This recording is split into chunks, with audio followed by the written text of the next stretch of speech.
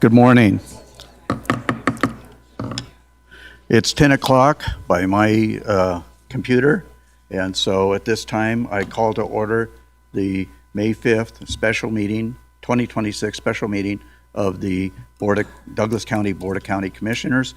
I would note that, as I understand it, Commissioner Wes will be joining us online. He is experiencing some back issues. And I understand also that Commissioner Tarkanian will be joining us remotely as well. Do we know whether or not they're online? Both of them are online. I am too. Very good, thank you. So at this time, I'd ask you to all please rise. The men, please take off your hats if you have them, and recite with me the Pledge of Allegiance to the greatest flag on earth. With that, I pledge allegiance to the flag of the United States of America and to the republic for which it stands, one nation, under God, indivisible, with liberty and justice for all.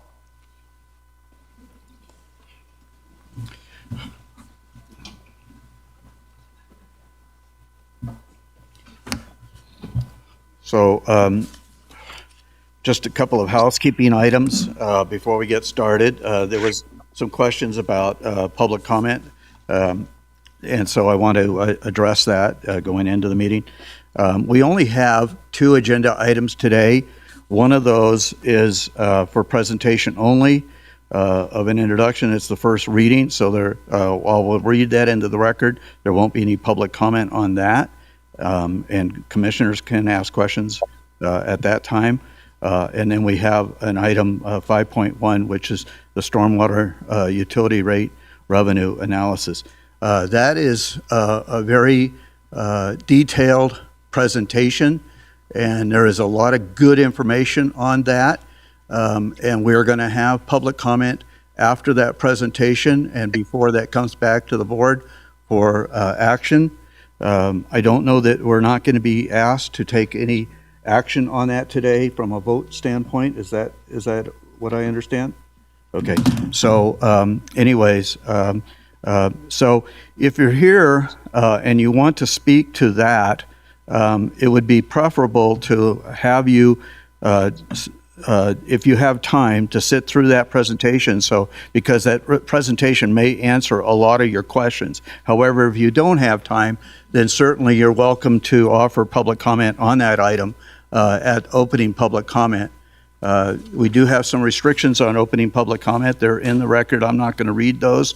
So if you have any questions about that, but public comment is limited to 3 minutes per speaker.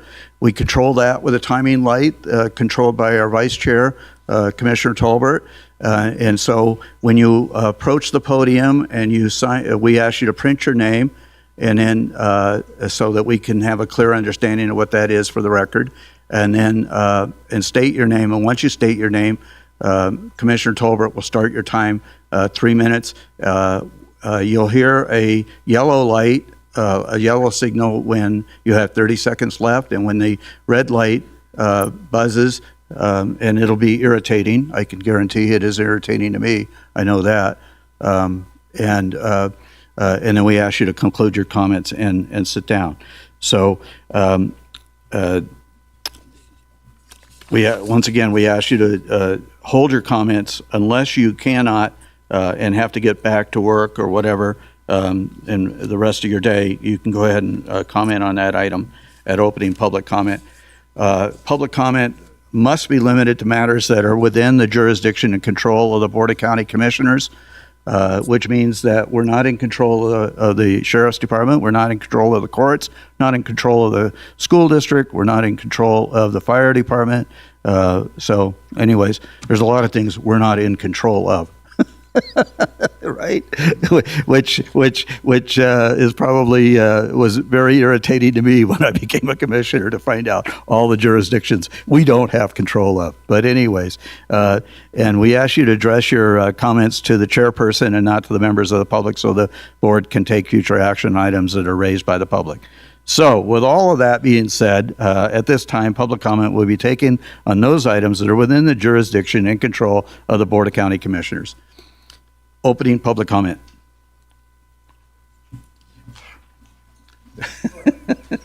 Okay, ladies first, right? Please, you want to go to the podium? Yeah, I know that this is very similar to what the state legislature has, right? You go and make your testimony in that, but no, we use a podium, so thank you. Okay, can everybody hear me? My name is Megan Kelly. I'm a resident of State Line, Nevada, and I'm the district manager of the Nevada Tahoe Conservation District. And I am here to make public comment on the stormwater utility item, and I have to make it now because I cannot stay for the presentation. But I just wanted to kind of let the chair people know that as the Conservation District, we've been working closely with the Stormwater Department, and we've been implementing capital improvement projects to improve Lake Tahoe's clarity. And all of the funding that we're able to get is really driven by clarity and this Lake Clarity Crediting Program, where we can help Douglas County meet their MOU with the state to help keep fine sediment and nutrients out of Lake Tahoe. If there's projects that don't achieve a lot of credits, it's hard to get funding for those projects. Like if there's just like a flooding issue like there is at Marla Bay, where there's run on and there's not a lot of credits involved and it's causing erosion in the beach, sometimes it's harder to get federal or state funding to fund those. And so we are in support of a stormwater utility. There are projects in Tahoe that would benefit from it. And at the very least, it'll help us leverage federal and state funds to get projects done, kind of like we're doing in Kale Drive. We're using over $1 million of county funding to leverage federal and state funds to achieve that project. And there's so many benefits that we can't just say this is a water quality or lake clarity benefit to that project. Maybe there's a maintenance benefit. The other issue that would really help us if this stormwater utility gets funded is this retrofitting of improvements. There's improvements that are installed with state funding and they can't be retrofitted or changed. They have to be how they are for 20 years. Otherwise, they don't want to refund these things. And so, but if there's a simple retrofit that can be made that can make it function better for water quality and erosion and runoff, we could use the county utility funding to do that quicker and just kind of work at a faster pace than kind of the federal government's pace. So overall, I just wanted to say I support funding that stormwater utility. It's such a nominal amount, and it will really help that program keep going, keep achieving lake clarity goals, but then also deal with other types of issues. Thank you, Miss. Okay.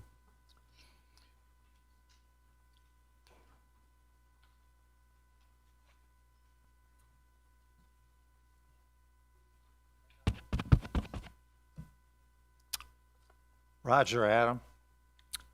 Doesn't Douglas County have the best sheriff's department, best EMT staff, best community center in Nevada? Aren't many residents choosing to live here because of this, plus no state income tax, and fewer intrusive fees on citizens, such as a stormwater utility fee? Isn't stormwater an environmental impact? According to a Pacific Legal Foundation study, didn't at least 34 states as of 2019 have home building impact fees on developers? You know, those people that create impervious surfaces? Wasn't the average impact fee $9,000 per housing unit, with California at $30,000, including holding a couple of pills I'll give you when I get back.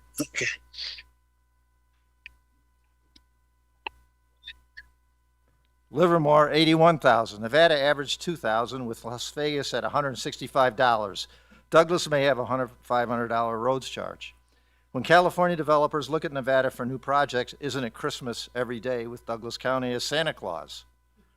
Aren't Nevada County impact fees prescribed by NRS Chapter 278B, including 278B.120 for stormwater projects? Aren't impact fees on developers, including those based in California, much better and more equitable to Douglas residents than a new stormwater tax imposed by the BOCC on citizens without allowing them to vote? Aren't all 5 commissioners Republicans? Doesn't the Douglas County Republican platform include 1, A, general policies. The county should not approve any new taxes on Douglas County residents without a vote of the people. Wasn't this policy listed first for a reason? How many commissioners ran against this policy during their campaigns? Didn't you, Chairman Gardner, take a no new taxes pledge during your campaign? Thank you, Commissioner Tarkanian, for your meeting recap emails and representing your constituents by at least voting no on the waste of 128,000 taxpayer dollars. Having stormwater services for Douglas and many other jurisdictions been included in property taxes, which are IRS tax deductible and subject to state caps? Isn't your stormwater utility fee not tax deductible for homeowners and not subject to any caps? Also, doesn't your Title 20 ordinance amendment allow the county to purchase open space and critical lands while adding all of the cost to the new uncapped non-deductible stormwater fee? Isn't this an end run around the previous vote of the people opposing a new tax for this? Why should those majority of Douglas homeowners living outside floodplains be charged an uncapped, non-deductible stormwater utility fee if they receive no actual utility? I agree.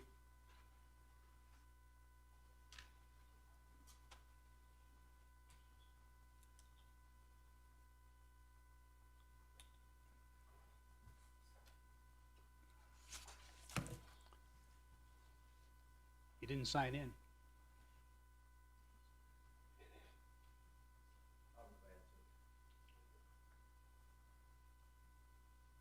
Good speech, by the way. Oh, thank you, sir.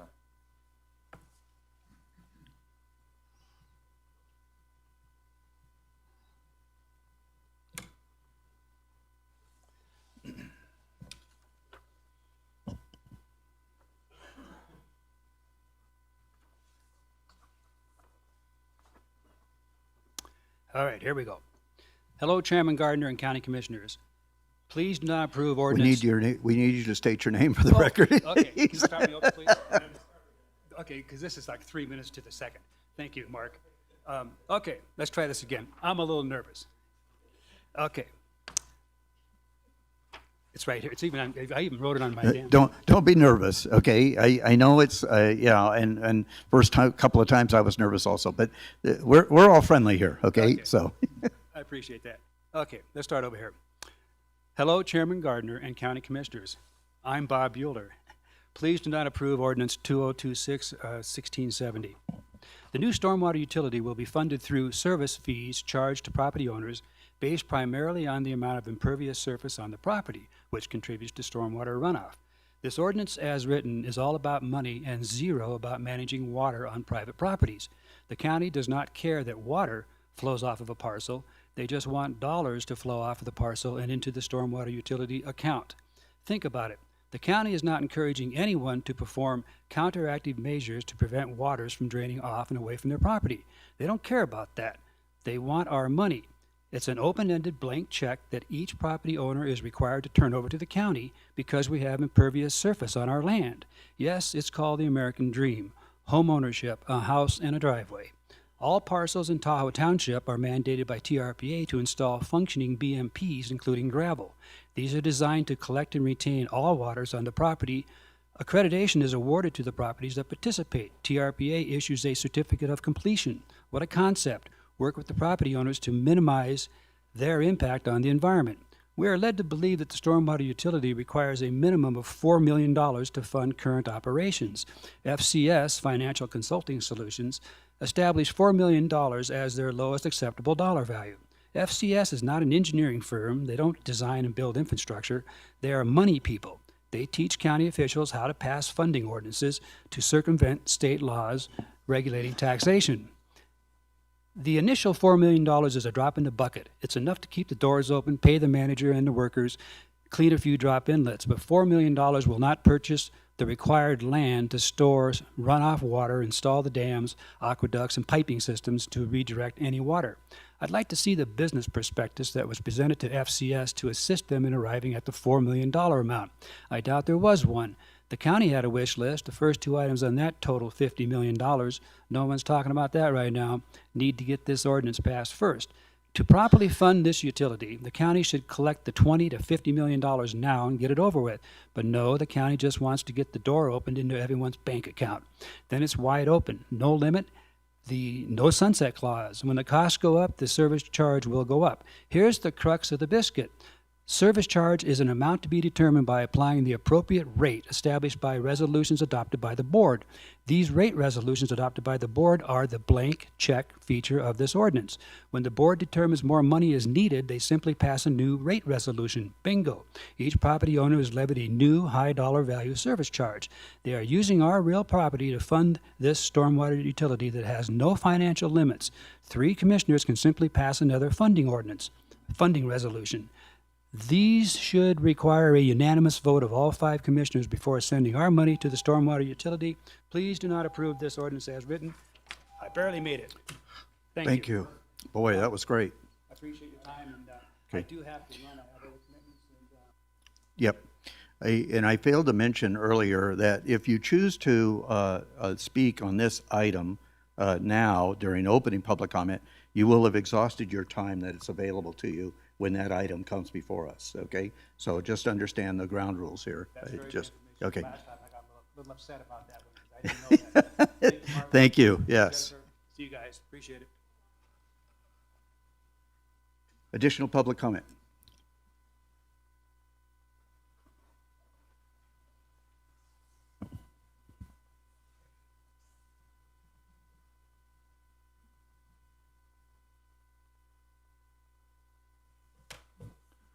For the record, my name is Mark Avedon. Good morning, commissioners, audience. Appreciate the opportunity to speak. I'm going to speak now rather than a little later. I realize I will be using my the allotted time, and that's fine. Please understand that it's better to address problems before they happen rather than after. It's always better.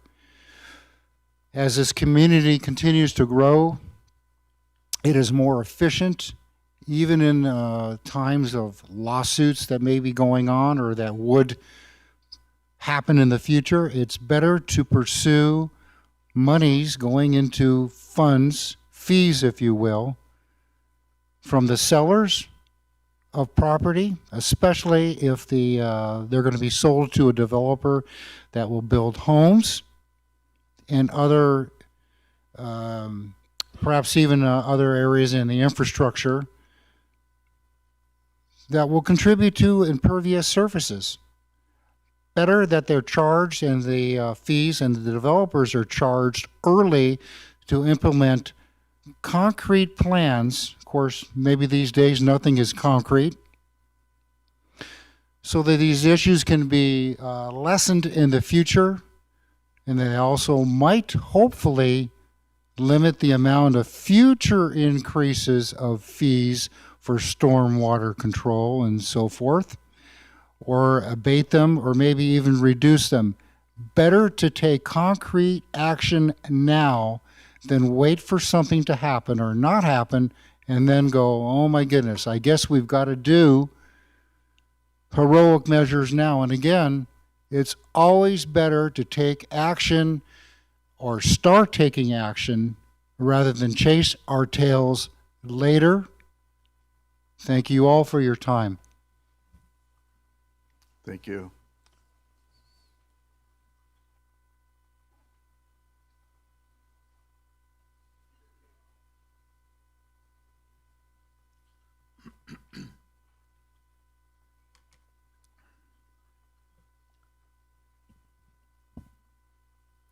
Jim Slade. Just prior to the start of your April 16th meeting, I was asked if I'd be staying for Perry's master plan amendment. I responded that I probably wouldn't and added that I wanted to show my faith in the board and thought it was inconceivable that they would approve an item that had been denied unanimously by both the Gardnerville Town Board and Planning Commission and had a recommendation for denial from Community Development. Needless to say, my faith was dashed by the 3 votes for approval from Tolbert, Tarkanian, and Rice. While we can have differences of opinion on issues, it was what I considered the seriously flawed reasoning that I took exception to. Let me focus on a few of Commissioner Tolbert's comments. Quote, "It's It's our obligation to find a defensible path to yes. No, it's not. That's absurd.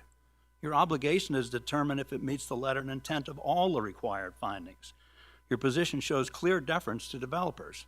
Your decision should be based on what's right for the county as a whole, not on how to agree with the applicant. Quote, this property is no longer functioning as viable agriculture. Right, because Perry sold off the water rights. Is that the template for any ag property to be able to get receiving area? Just sell off the water rights, then ask for a master plan amendment? Perry should not be rewarded for selling off his water rights. Quote, the infrastructure is in and the adjacent development is there. Neither of those claims is true. The property is outside the urban service area boundary. It has neither water nor sewer. Code G6 states prohibit new receiving area outside of urban service areas. That is clear and unambiguous. You ignored that. It is not infill, it is sprawl. The Gardnerville Plan for Prosperity indicates that expansion of the town boundaries would occur only after 85% build out, a fact ignored by the three commissioners. Master Plan Policy L22 requires the proposal to reflect and enhance each community's desired character. Do you think, you three really think that you know the desired character of Gardnerville better than the town board? That hubris is laughable. Tolbert said, why do I have the right to tell Mr. Perry that today is not the right time for him to build? I don't see how the government has that right. Of course the board has that right. That's why master plan amendments have to come before you for approval and must meet all required findings. Quote, it goes against my idea that you have property rights to your property. We all believe in property rights, but we all know, and you know full well, Mr. Tolbert, that property rights are not unfettered. There are always limitations for many good reasons. That's why we have a master plan, a plan for prosperity, a planning commission, planning department, as well as land use and zoning designations. Suggesting that property rights are sacrosanct shows a clear bias in favor of development. It appears that your career working with and for developers make you incapable of deciding issues on the basis of what's right and best for the community as a whole. That decision deserves to be reconsidered by the board. Thank you, Mr. Slade. Do we have additional public comment?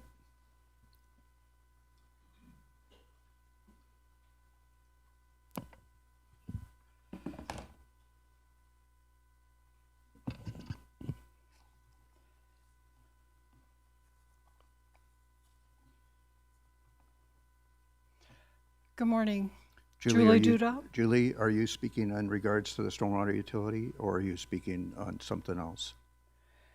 My opening statement is going to be general in nature, and then I will save some detailed comments for agenda item 5.1.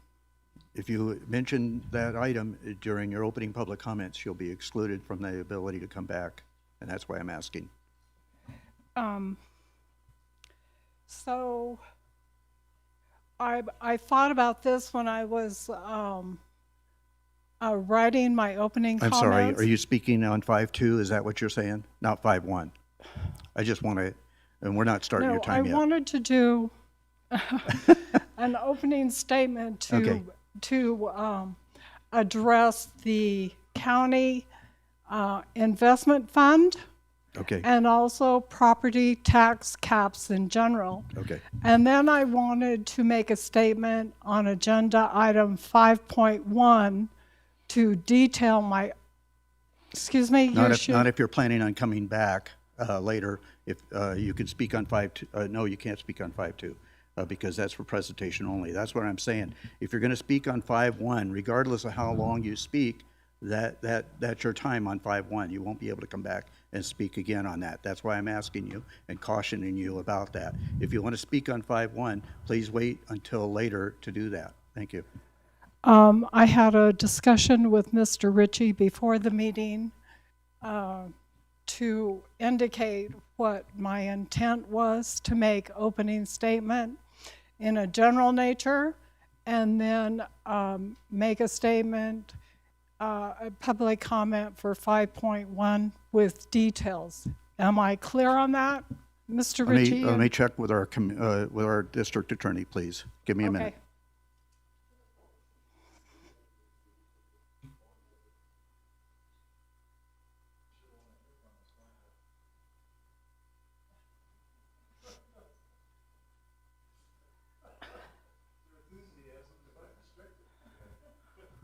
Yes, I need a clarification out of our Deputy District Attorney, please. Thank you so much, Chairman, and sorry for the confusion. Doug Ritchie with the District Attorney's Office. In order, the county commissioners want to hear from the public.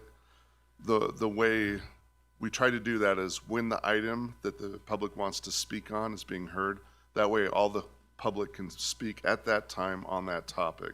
If there's an item that's general, for instance, you indicated, Ms. Duda, general taxation, opening public comment or closing public comment is appropriate time to make those comments.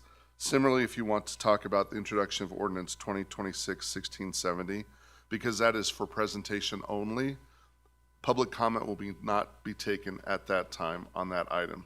So if you, members of the public, would wish to speak about the introduction of that ordinance, opening public comment or closing public comment is an appropriate time to speak about that.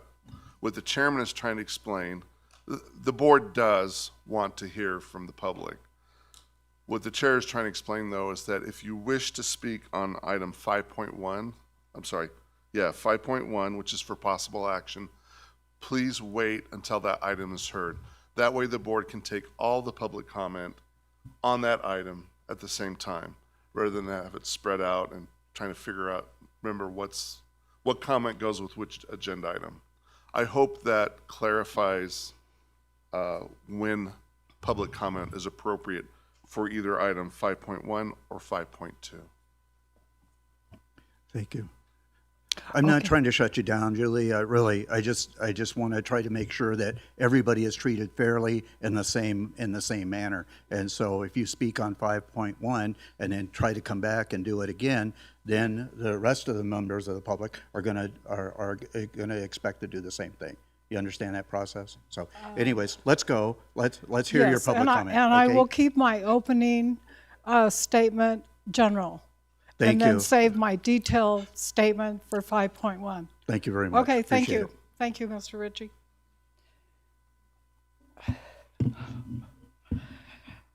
I will keep this statement both brief and general with more details when agenda item 5.1 is open for public statement. The first topic is the County Investment Report. As background, the County Investment Fund is managed by a private investment manager, except for the local government investment pool, which is managed by the state of Nevada.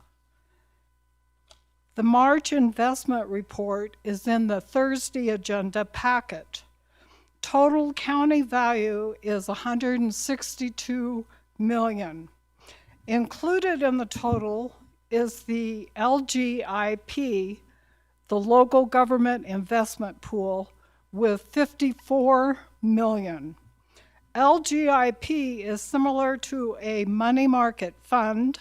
It's managed by the state of Nevada and has over 100 public agency members.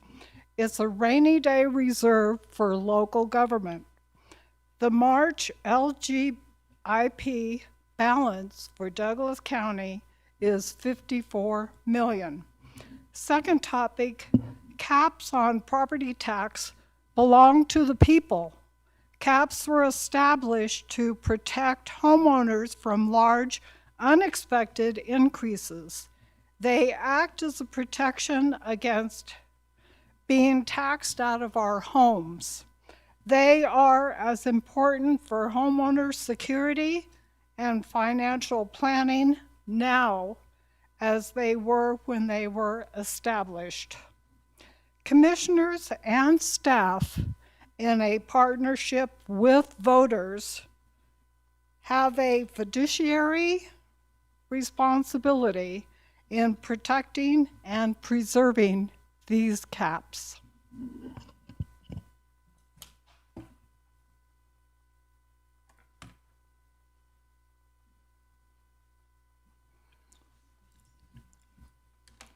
Thank you, Ms. Duda. Appreciate it. Is there any additional public comment?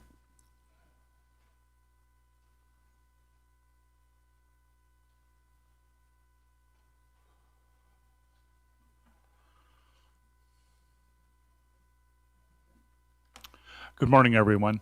My name is Mike Tanner. I live on a ridge at the back of TRE. I drove in this morning, and we had pretty significant rainfall last night.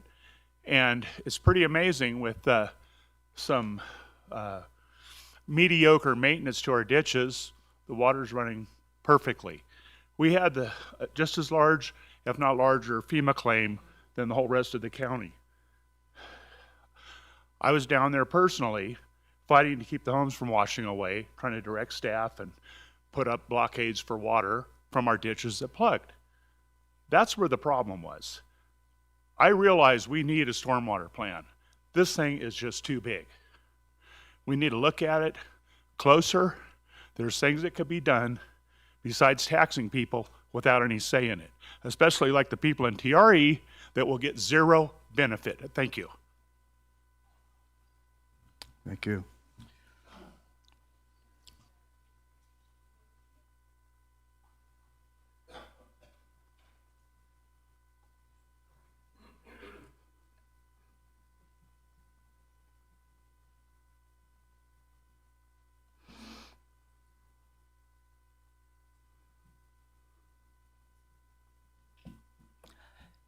Donna Tanner for the record. Good morning, commissioners, audience. Thank you for the clarification on what we can speak on and what we cannot, because I was frustrated at the last meeting as well when I couldn't speak again after the presentation.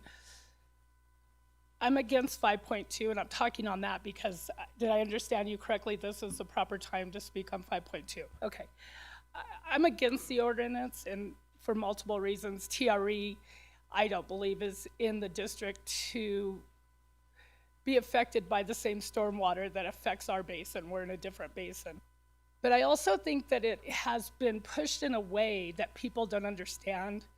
And I also believe that there's no guardrails like we talked about. This thing will go and get bigger and bigger. And the people of TRE just don't understand this. They have no money. They don't understand the effect it will have on those small little places that, like Family Dollar and Joe's, that a lot of the lower income people depend on for milk. You know, they can't drive to town every 5 minutes. They don't have the money.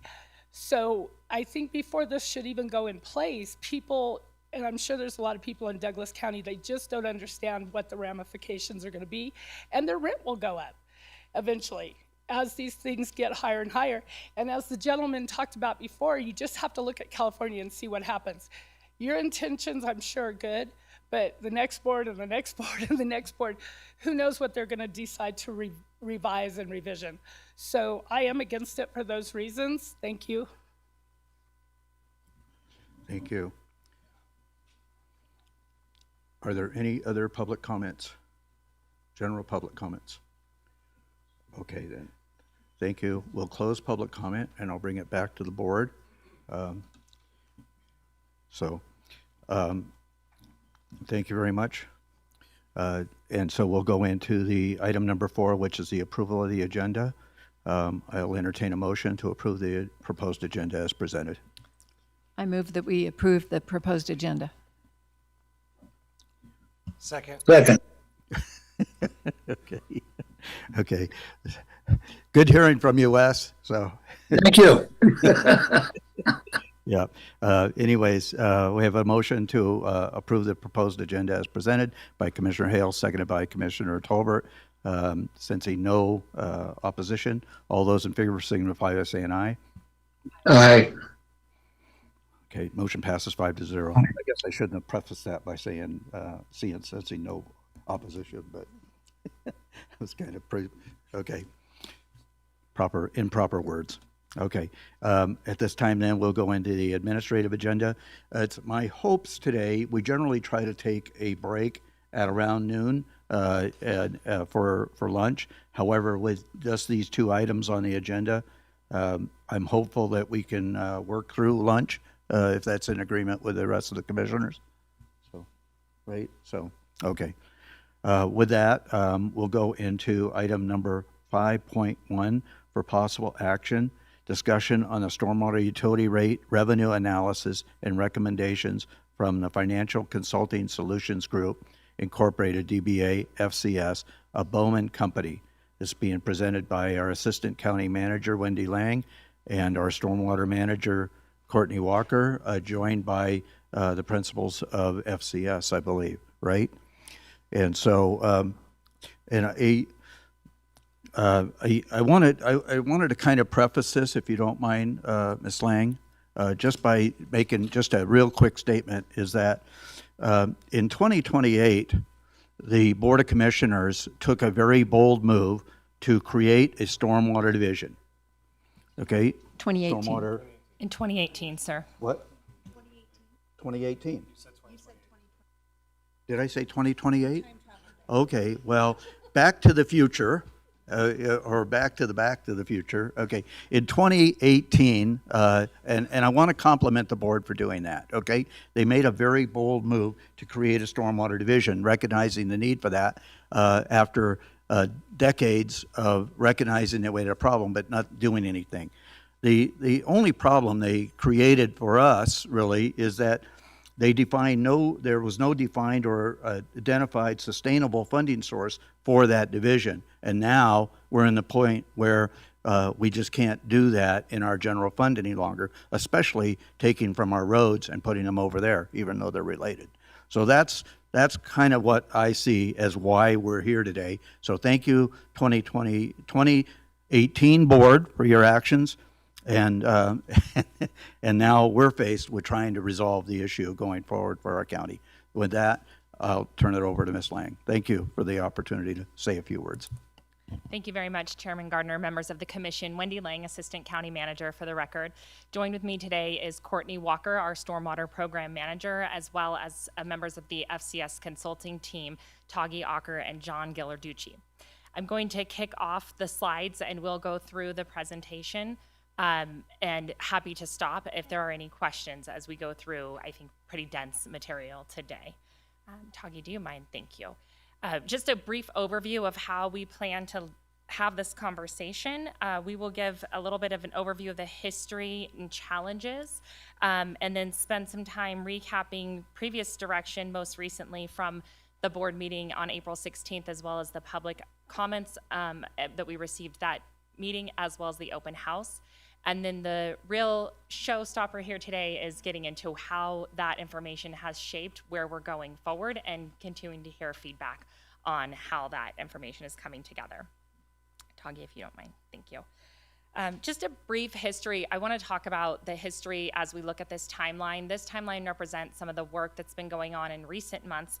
But prior to this, we last year have spent a great deal of time talking about the stormwater program, the objectives and the history, as you indicated, Mr. Chair, the actions that have been taken in recent years to fund a program with a general fund transfer, how that program has been able to accomplish several things, and what challenges we're going to face going forward to even continue with the workload that the program has taken on, as well as to embrace and move forward the projects and strategic priorities that have been identified in various plans.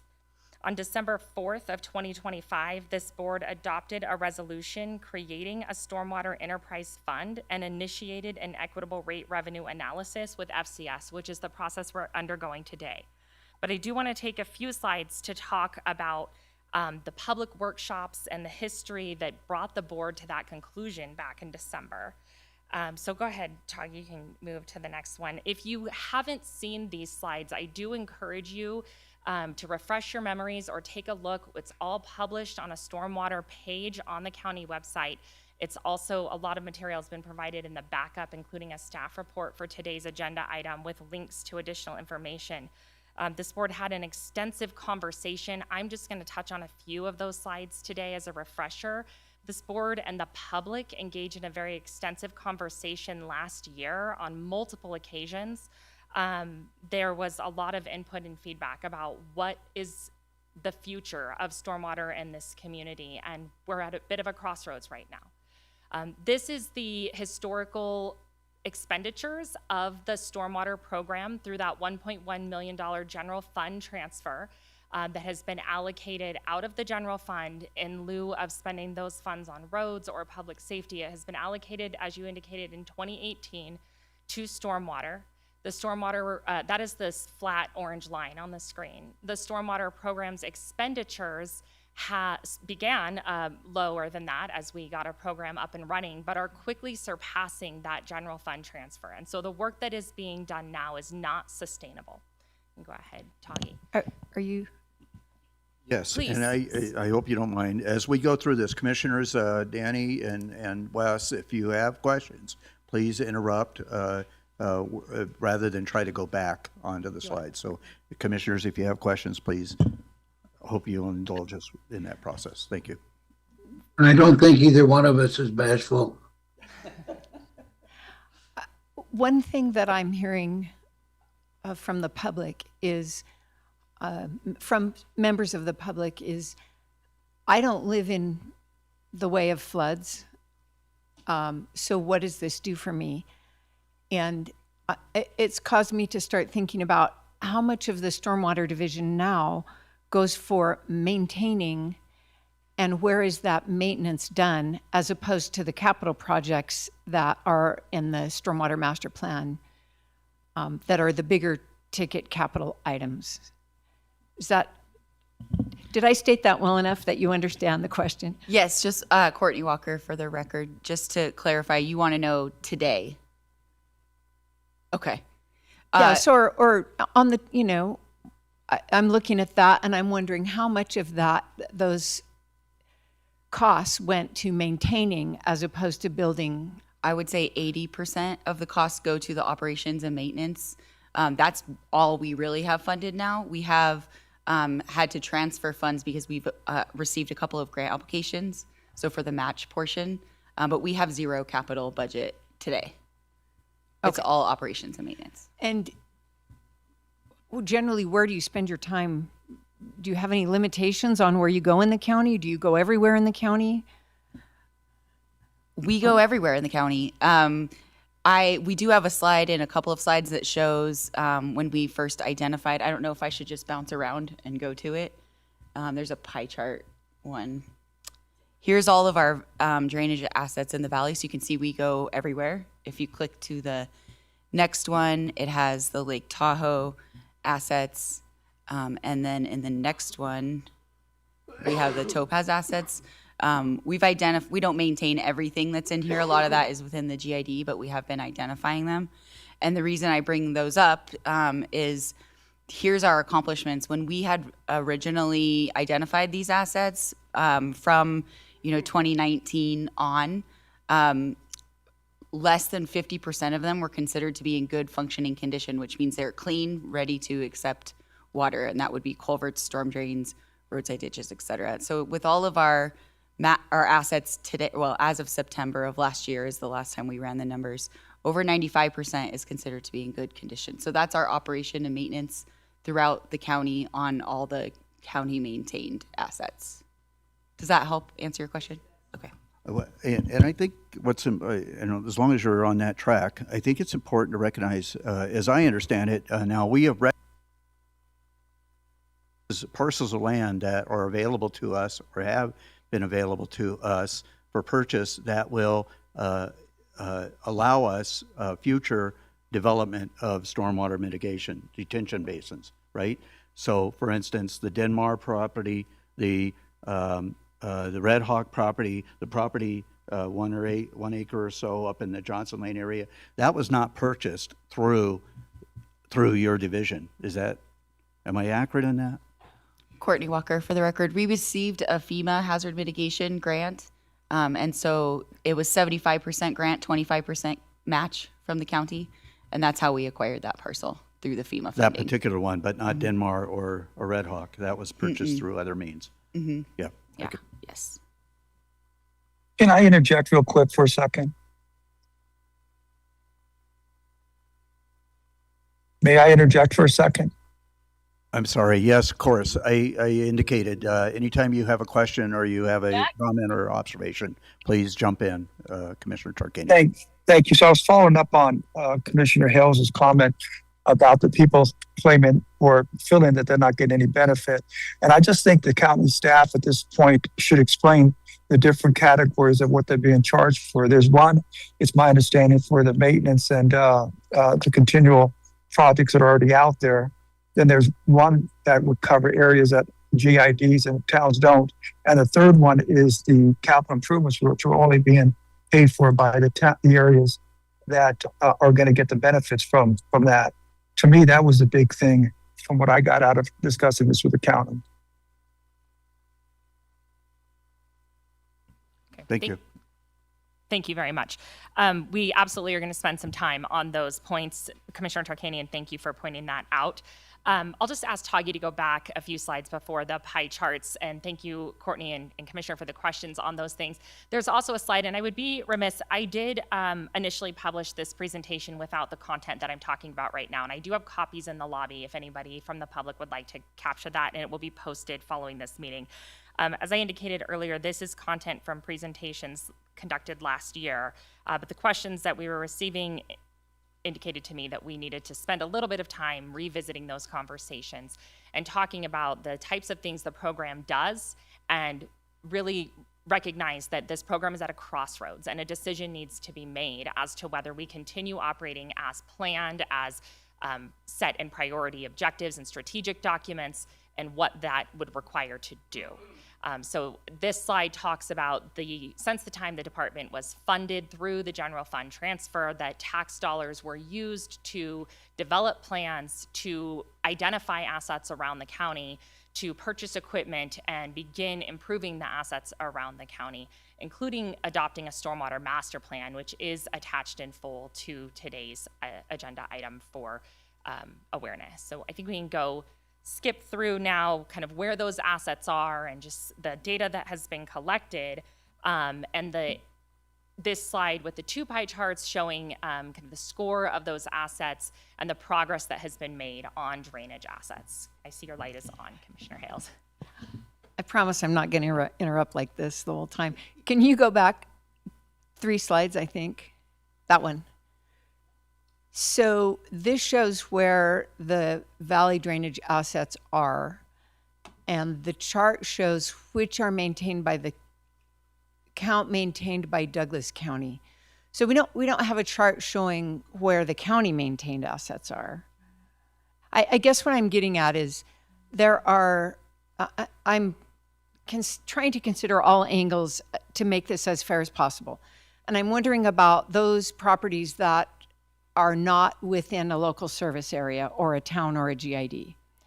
And I'm wondering how much maintenance you do in those areas. Does it warrant the base pay, is what I'm trying to get at, the base fee. Courtney Walker, for the record. To clarify, you mean outside of towns or GIDs? So outside of towns or GIDs, we actually do more maintenance, because inside of town or GIDs, those towns and GIDs do some maintenance while we do maintenance on the regional collector type of assets. And outside of towns and GIDs, and maybe some other entities that will be qualifying eventually, you are the only entity that's maintaining culverts and runoff waterways. Yes. Except for private work being done. Correct. Okay, thanks. Thank you for the question, Commissioner. Wendy Lang, again, for the record. And I think it's important, yes, the visual shows assets that are maintained, all assets by the county as well as the towns and GIDs. The chart showing the number of assets maintained by Douglas County in the valley is 1,200 approximately, while the total count is 1,400. So the vast majority of those assets are being maintained. And I think this is all good background, as Commissioner Tarkanian indicated earlier, to getting to why the rate structure that we've been receiving input on has been structured or is being recommended for structure the way that it is being recommended. So I think we can go ahead, and Topaz and the lake have similar asset count slides, but I won't spend a lot of time on those because I sense that the desire to talk about the rate structure is far greater, because that is what we're here to have a conversation about today. So if we'll go to, and we've talked about the maintenance accomplishments that have been achieved. And so just a bit of history as well to recap on what flooding, what actions have been taken by the county, by the community. Back in 1992, a flood task force was established, and it was recommended to establish a flood control district in 1994. Some subsequent events have occurred. Not until 2009 was a stormwater master plan utility proposed. No action was taken. Again, in 2016, a stormwater master plan and utility were proposed. And so finally, as Commissioner Gardner indicated at the beginning of this conversation, in 2018, the Stormwater Maintenance Division was formed and funded. That is through a general fund transfer currently. A master plan was adopted in 2024, and so we have been taking action to evaluate how that master plan can be implemented and what funding to do so is necessary. And so if you go to the next slide, please. This is an operating cost 5-year projection. This is where the figure of current operating costs, just doing what we're doing now to maintain assets is going to look like. And so that's a portion of the budget that was established that FCS was asked to work towards. I didn't include that slide, I probably should have, but there was a budget that was established, and FCS's content highlights what that looks like, about $1.5 million in operating costs, some allocation, I think it's 1.5 for capital expenditures. And I'll just wait until we get to that slide so everyone can see that information actually. Mr. Chairman, if it's okay, can I jump in here? Thank you, Mr. Chairman, members of the commission. Jennifer Davidson, County Manager for the record. I really appreciate the questions by the commissioners. I think they speak to the public engagement and feedback we have received regarding this program. I have heard residents in this community say that this program is intended to capture dollars to prevent flooding. That is not even close to the objective of this program. We have a stormwater drainage network that has been installed across this county that we have a responsibility as a county to maintain. And we have not identified a sustainable funding source or funding mechanism for that. A lot of the infrastructure that is installed to handle just day-to-day stormwater, snow melt, the little bit of rain that we do get as a community, it's still required in order for us to function properly. And a lot of it is installed as adjacent to or underneath road network and road designs. And that is why the issue of stormwater and roads are so closely related. And why, if we cannot fund stormwater day-to-day operational maintenance requirements and eventual replacements of those assets from an independent, dedicated funding source, that it'll continue to absorb road funding, and we will be able, ultimately what it'll mean is that we are not able to maintain as many miles of road network as we could, because we will have to divert road funding that could be used for actual pavement to install and maintain and eventually replace these assets that Courtney has identified on those previous slides. So I think the majority of this program and the funding that we're asking for is actually closer to these day-to-day operations and the drainage infrastructure that is for smaller type storms, not actual flooding events. The types of storms that we do routinely see with the weather we receive in this community. Is there anything you want to add to that, Courtney? Courtney Walker for the record. No, I think that was very well put. Sustaining our day-to-day operations is very critical. That pie chart says it all. We don't want to go backwards. We finally got to a place where we are doing the maintenance that we need. I used to get a list from the irrigation companies every year of all the box culverts that they would want us to clean because they were never cleaned, and we didn't really have a way to do it. And since we've been cleaning them every year, now they hardly need any maintenance at all. And so we're able to run stormwater through those ditches as well as the irrigation water for the ranching community. And so keeping up on your maintenance is the best practice. Otherwise, it's like buying a car and never changing the oil in it. Well, I mean, as I look at this slide in particular, it says, will stormwater maintenance cease to exist in the future? And I guess the point is that we are in the process of developing a budget right now for the 26-27 year. And it looks like our operating costs in if I'm looking at that slide right, almost $1.4 million is identified as the cost of just the operating cost of the division, without putting anything else out there. And so, will the stormwater maintenance cease to exist in the future? If we don't find a funding source for that 1.4, the answer is no, it will not. It will cease to exist, and I don't know that our county can afford that. Okay, that's not being proactive by this board in making sure that division continues just to operate at the minimum levels, and obviously, so that's why this whole thing is here, right? Is trying to figure out and develop a funding source for that program. Thank you very much, Chairman, Ms. Davidson, members of the commission. Again, Wendy Lang for the record. So we appreciate you indulging us the opportunity to reminisce a little bit about the conversations we've had last year. We're doing our best to tickle our brains and everyone's memory from those extensive discussions, but it's just not practical to engage in a 6-hour conversation about that today, as we did back in September. If you would like to rehash that, it was filmed and the full slide deck is available on our website. I would encourage anyone who would like to check that out or reach out to us with any questions. But at this point, I will ask Mr. Ghilarducci to bring us back to the rate-making conversation and recap a little bit from April 16th when he first came before this board with some proposals and received some feedback from this commission as well as members of the public. Mr. Ghilarducci. Thank you, Ms. Lang. Thank you, Mr. Chairman and board. So I'll spend, just a few slides talking about what we talked about in April as a refresher. A key principle of the rates that you will see is that we start from costs. So that revenue requirement is the determination of the amount of money that we need from rates to meet all the financial obligations of this, what could be a stormwater utility going forward. That would include operations, capital, other costs. Rate design is the design or calculation of the actual rate to recover those costs. So we start with the costs, we calculate the rate necessary to recover those costs. We try to do it in a way that is as fair and sustainable as possible.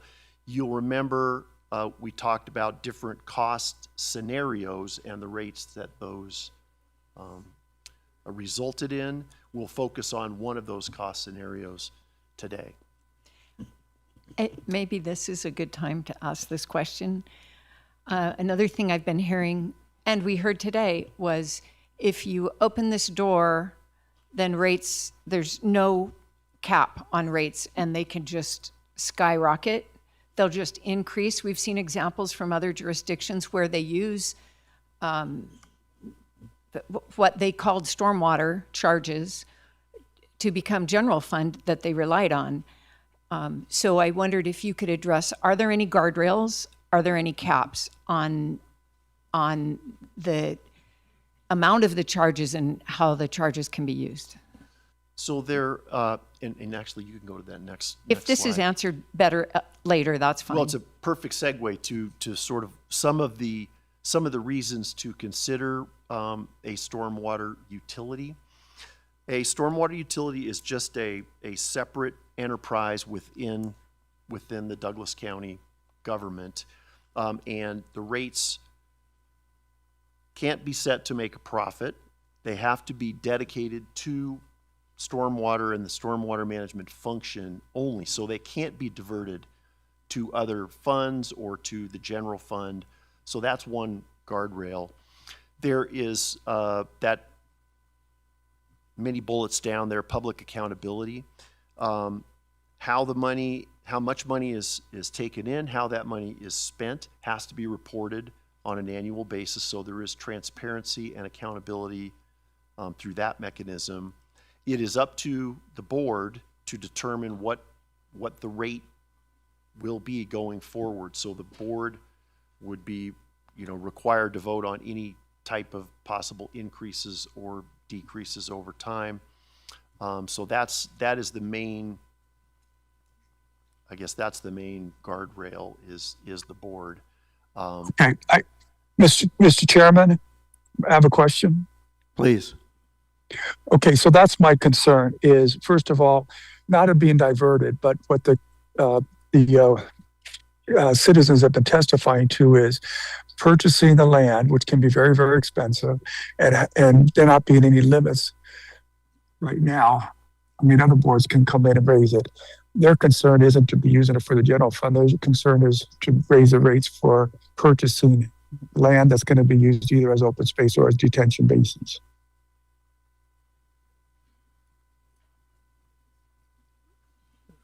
County Manager.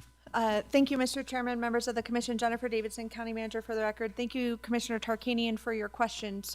And for pointing out the public's concerns, or reiterating those. So I think the comments made here are still relevant. There would be a public process every year. Douglas County undergoes our budget setting and adoption process, in which the Board of County Commissioners would approve a budget for the stormwater utility. We would give a line-by-line printed budget to the public for review, and we would give a budget presentation at that time, including capital purchases and capital projects that would reflect the board's direction and desire at that time.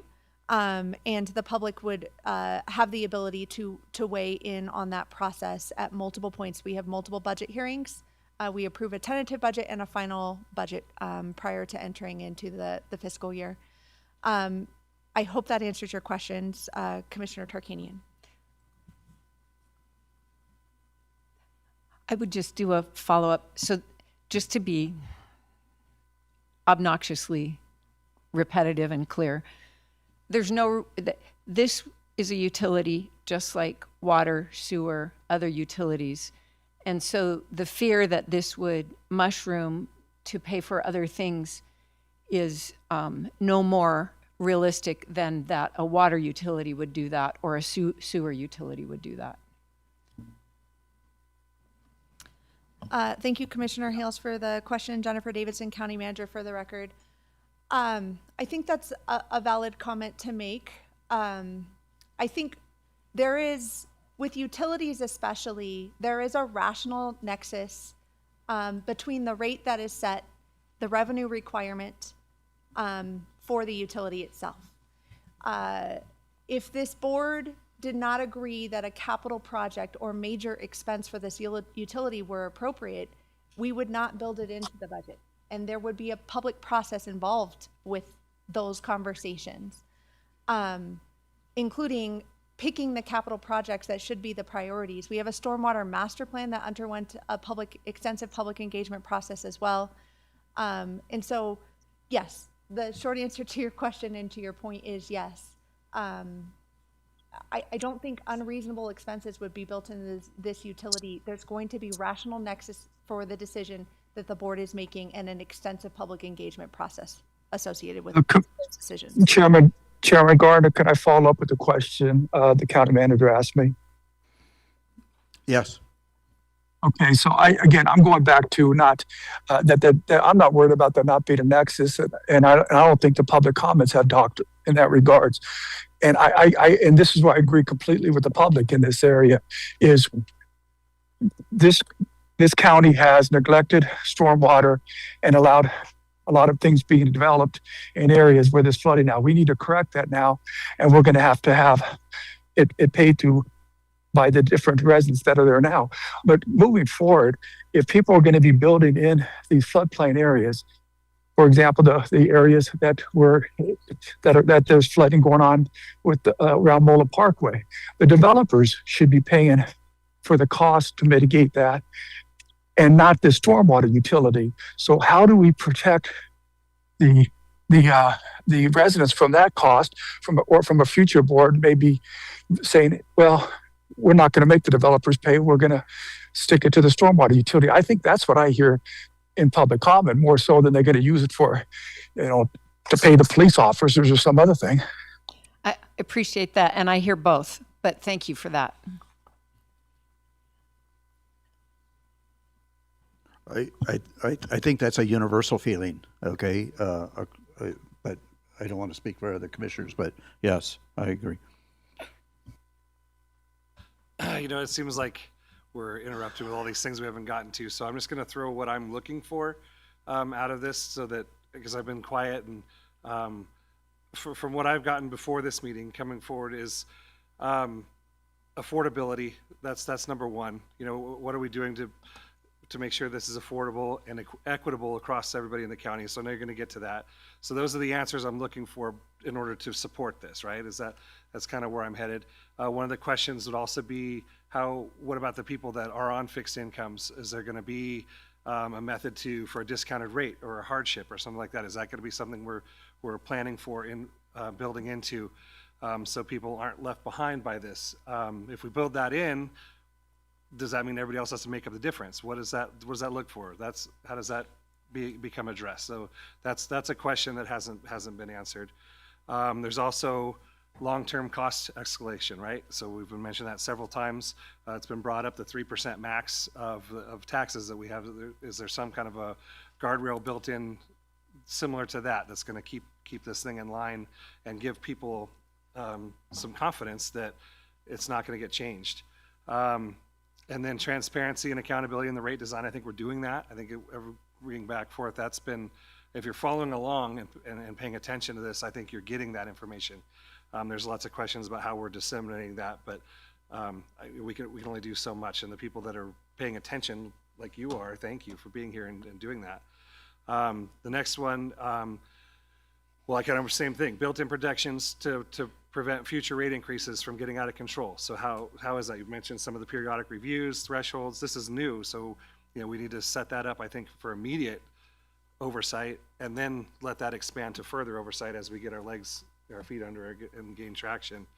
But I think at the core, the community is asking for assurances that opening this door will not lead to unchecked and rapidly increasing costs over time. So I think that's what we need to, when we get done with this process.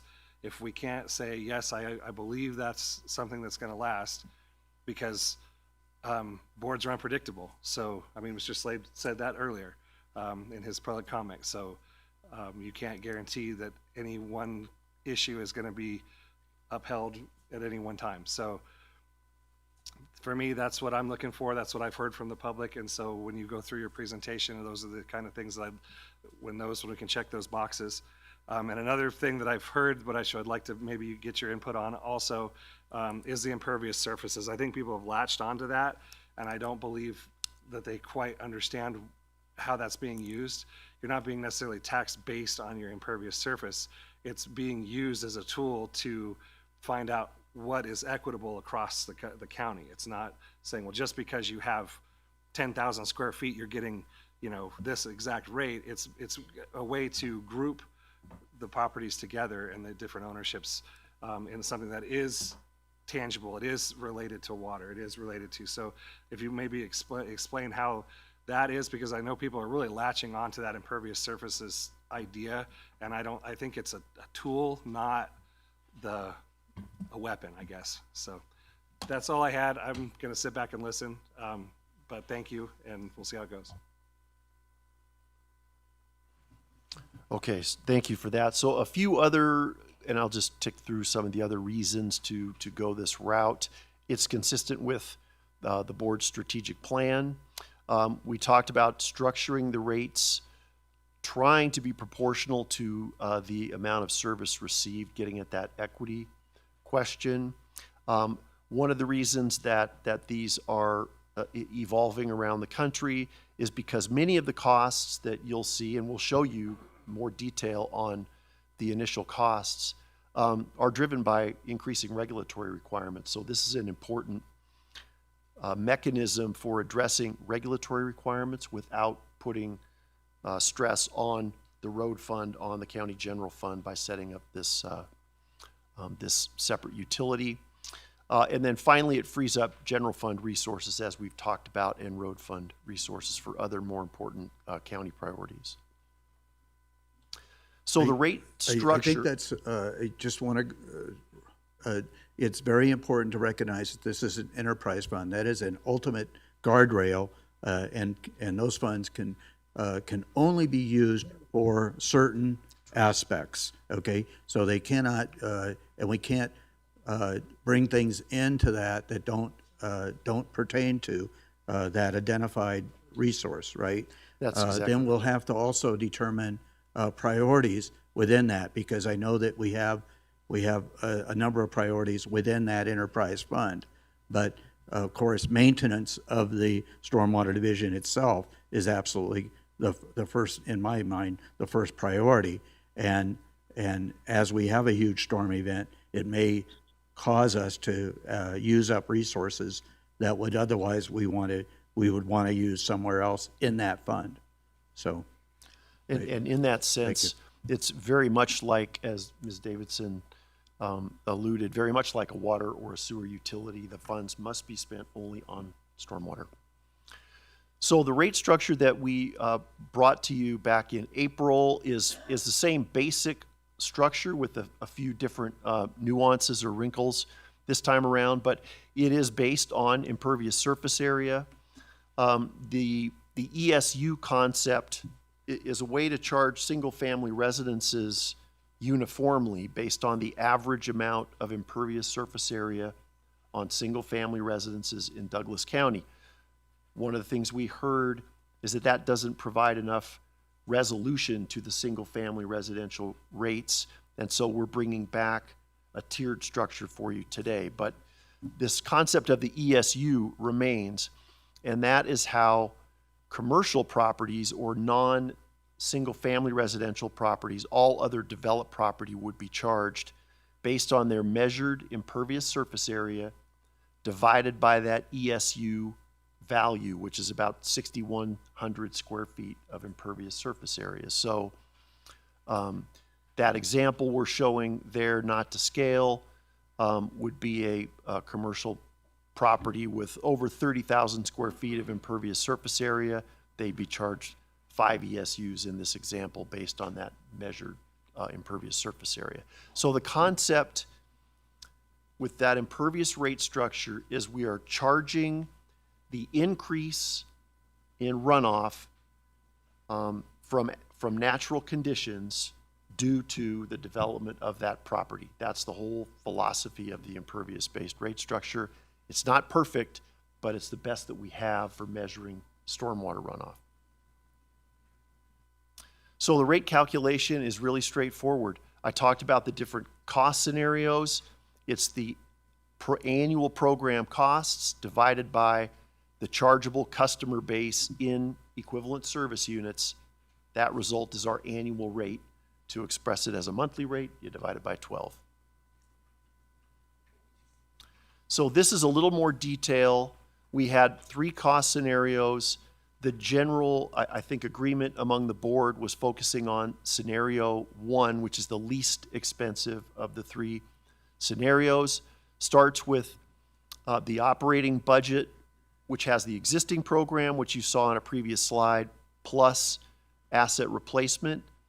An additional $180,000 in direct services that would help fund part of a hydrologist, project manager, and engineering support, $1 million a year in critical land management, which would include some acquisition, and then a portion, about 30% of the top 10 priority capital projects over 10 years. So that result is $1.5 million per year in capital, takes a bite out of what is a long list of needed capital projects and funds 15 million of that 50 million over 10 years, that 50 million being the sum of the top 10 high priority projects. Those resulting rates were a base rate of $8 a month. That's the rate that everyone would pay. And then local service area rates of $6 per ESU per month. Again, that was the previous information that we showed you. We're back today with some additional wrinkles based on the input we got in April. Okay, before we don't need, we have some questions on this slide. I just want to, another thing I'm hearing from the public is this creates a whole new bureaucracy. to which this scenario one list points out that we already have a program in place. It's been functioning since 2018. We wouldn't add a large number of employees to the program. This shows we would add half a hydrologist, a half a project manager, and a quarter of an engineer. And those are, I guess, shared with other programs in the county, is why we get partial numbers of employees there, I guess. And providing direct service. So there's not additional admin being loaded into the utility. This is So there's no admin that would be increased. no additional admin. Right, no additional admin than what we already have in existence now since 2018. Okay, before we leave this, I haven't totaled up those numbers, but I believe they're somewhere in the 4.5 million range. Is that what we were looking at originally in scenario one? I think it was about 4.5 million. Yes. Now, what I was alluding to earlier is that let's take a for instance, and I have a very good for instance right now. Okay, we have an operating budget of 1.9 million. As we have, and then we have down there 1.5 million for capital projects. However, if something happens, let's say the recent Smelter Creek issue, okay, where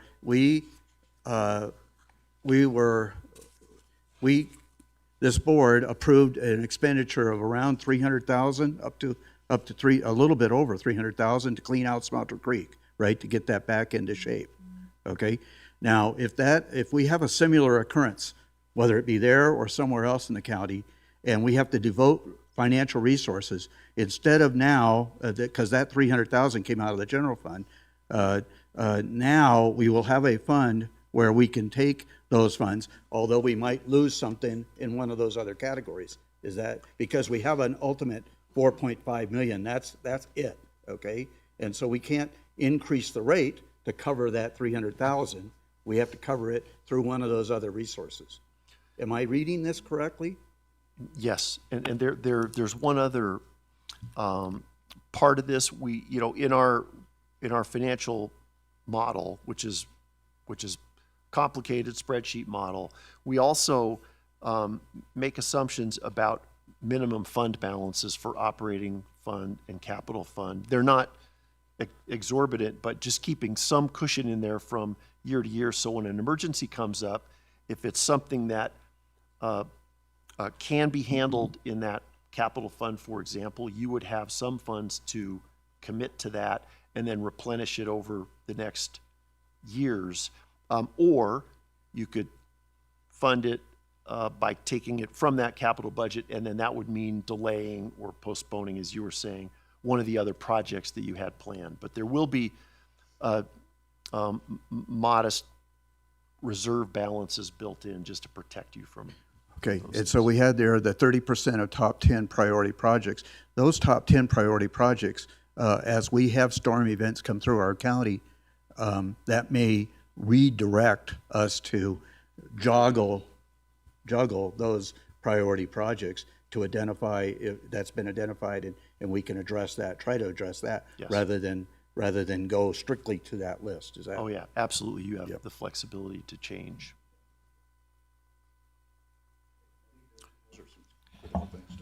Right, and critical is the other question that I have been asked about, is the critical land management. So, there's a big difference between open space and infrastructure and those kind of things. So just because it's open and you can see over the top of it, if there's infrastructure in it, it's not necessarily open for use by the public. So can you just give a little bit of a definition of what critical land management is, so that we can answer some of those questions to the public about what that actually means? Yes, Courtney Walker for the record. Most of the land identified for infrastructure projects would it's located on federal land, most of them currently. And so those would be included in the lands bill transfer, or we would apply to the BLM directly and go through the environmental permitting process to achieve getting a right-of-way to construct those projects. So the critical land management here would be more looking at conservation easements in the floodplain and finding willing sellers of those lands. And the land, actually, when you do a conservation easement, it doesn't change the ownership of it. The current owner still keeps it. It just removes the development rights from the property. And so in perpetuity. Perpetuity, Yeah. right? Okay. Yes. Did that answer your question? So what's the stormwater benefit of that action? There's several benefits. The stormwater benefit is when we get these large river type of floods. The most recent widespread one was in 2017. A lot of footage from that. There's a lot of land that's underwater. If it's open, there's a lot less financial impact to the destruction that happens if the land is open versus if there's homes or something else located on that land. There's more people impacted. And so if we can keep those spaces open, it also helps preserve our view shed, which is just a secondary type of benefit. But it is good for the floodplain. For the water will access the floodplain. There's no infrastructure projects that we could ever build to alleviate that from happening. The land will flood. And so if we can eliminate the damage to properties, then that's the goal with that program. Thank you, Mr. Chairman, members of the commission. Jennifer Davidson, County Manager for the record. Sometimes the cheapest and best course of action for government is to do nothing. We can over-engineer this county. I can install large dams, extensive aqueducts, which would rack up huge amounts of expenses. Or we can better leverage our dollars to ensure that land that needs to stay floodplain is conserved. That is the primary intent of this $1 million critical land management. So it would not be all open space. I've heard members of the public ask questions about how is this consistent with the vote of the public that was recently taken. I would tell you, I think the land that we are talking about here is different. It has to have a stormwater nexus, and it has to benefit and save the county dollars for us to be able to rationalize the purchase of the conservation easement. And I think it is a good example of of government using taxpayer funding responsibly, ratepayer funding responsibly, to ensure that we're leveraging our dollars appropriately. I just also want to highlight, Courtney did say most of the land that we would install infrastructure projects is public land, but there may be opportunities for us to acquire some land at different locations as part of this critical land management strategy and approach that makes more sense than some of the further upstream locations. So for example, hypothetically speaking, say a dam were contemplated, a $40 million dam were contemplated upstream on the Pine Nut Wash. Perhaps a series of smaller detention basins further downstream that cost less money, that make more sense from a long-term maintenance and eventual replacement standpoint, would be appropriate for us to consider. If we could enter into conversations with private property owners along the Pine Nut Wash to acquire land to do that. So sometimes it may mean an outright direct purchase of land. Most of the time, what we're talking about is conserving critical land that we need to stay as open space in the floodplain.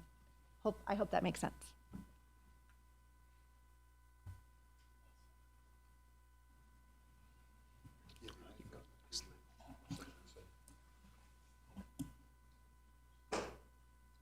Okay.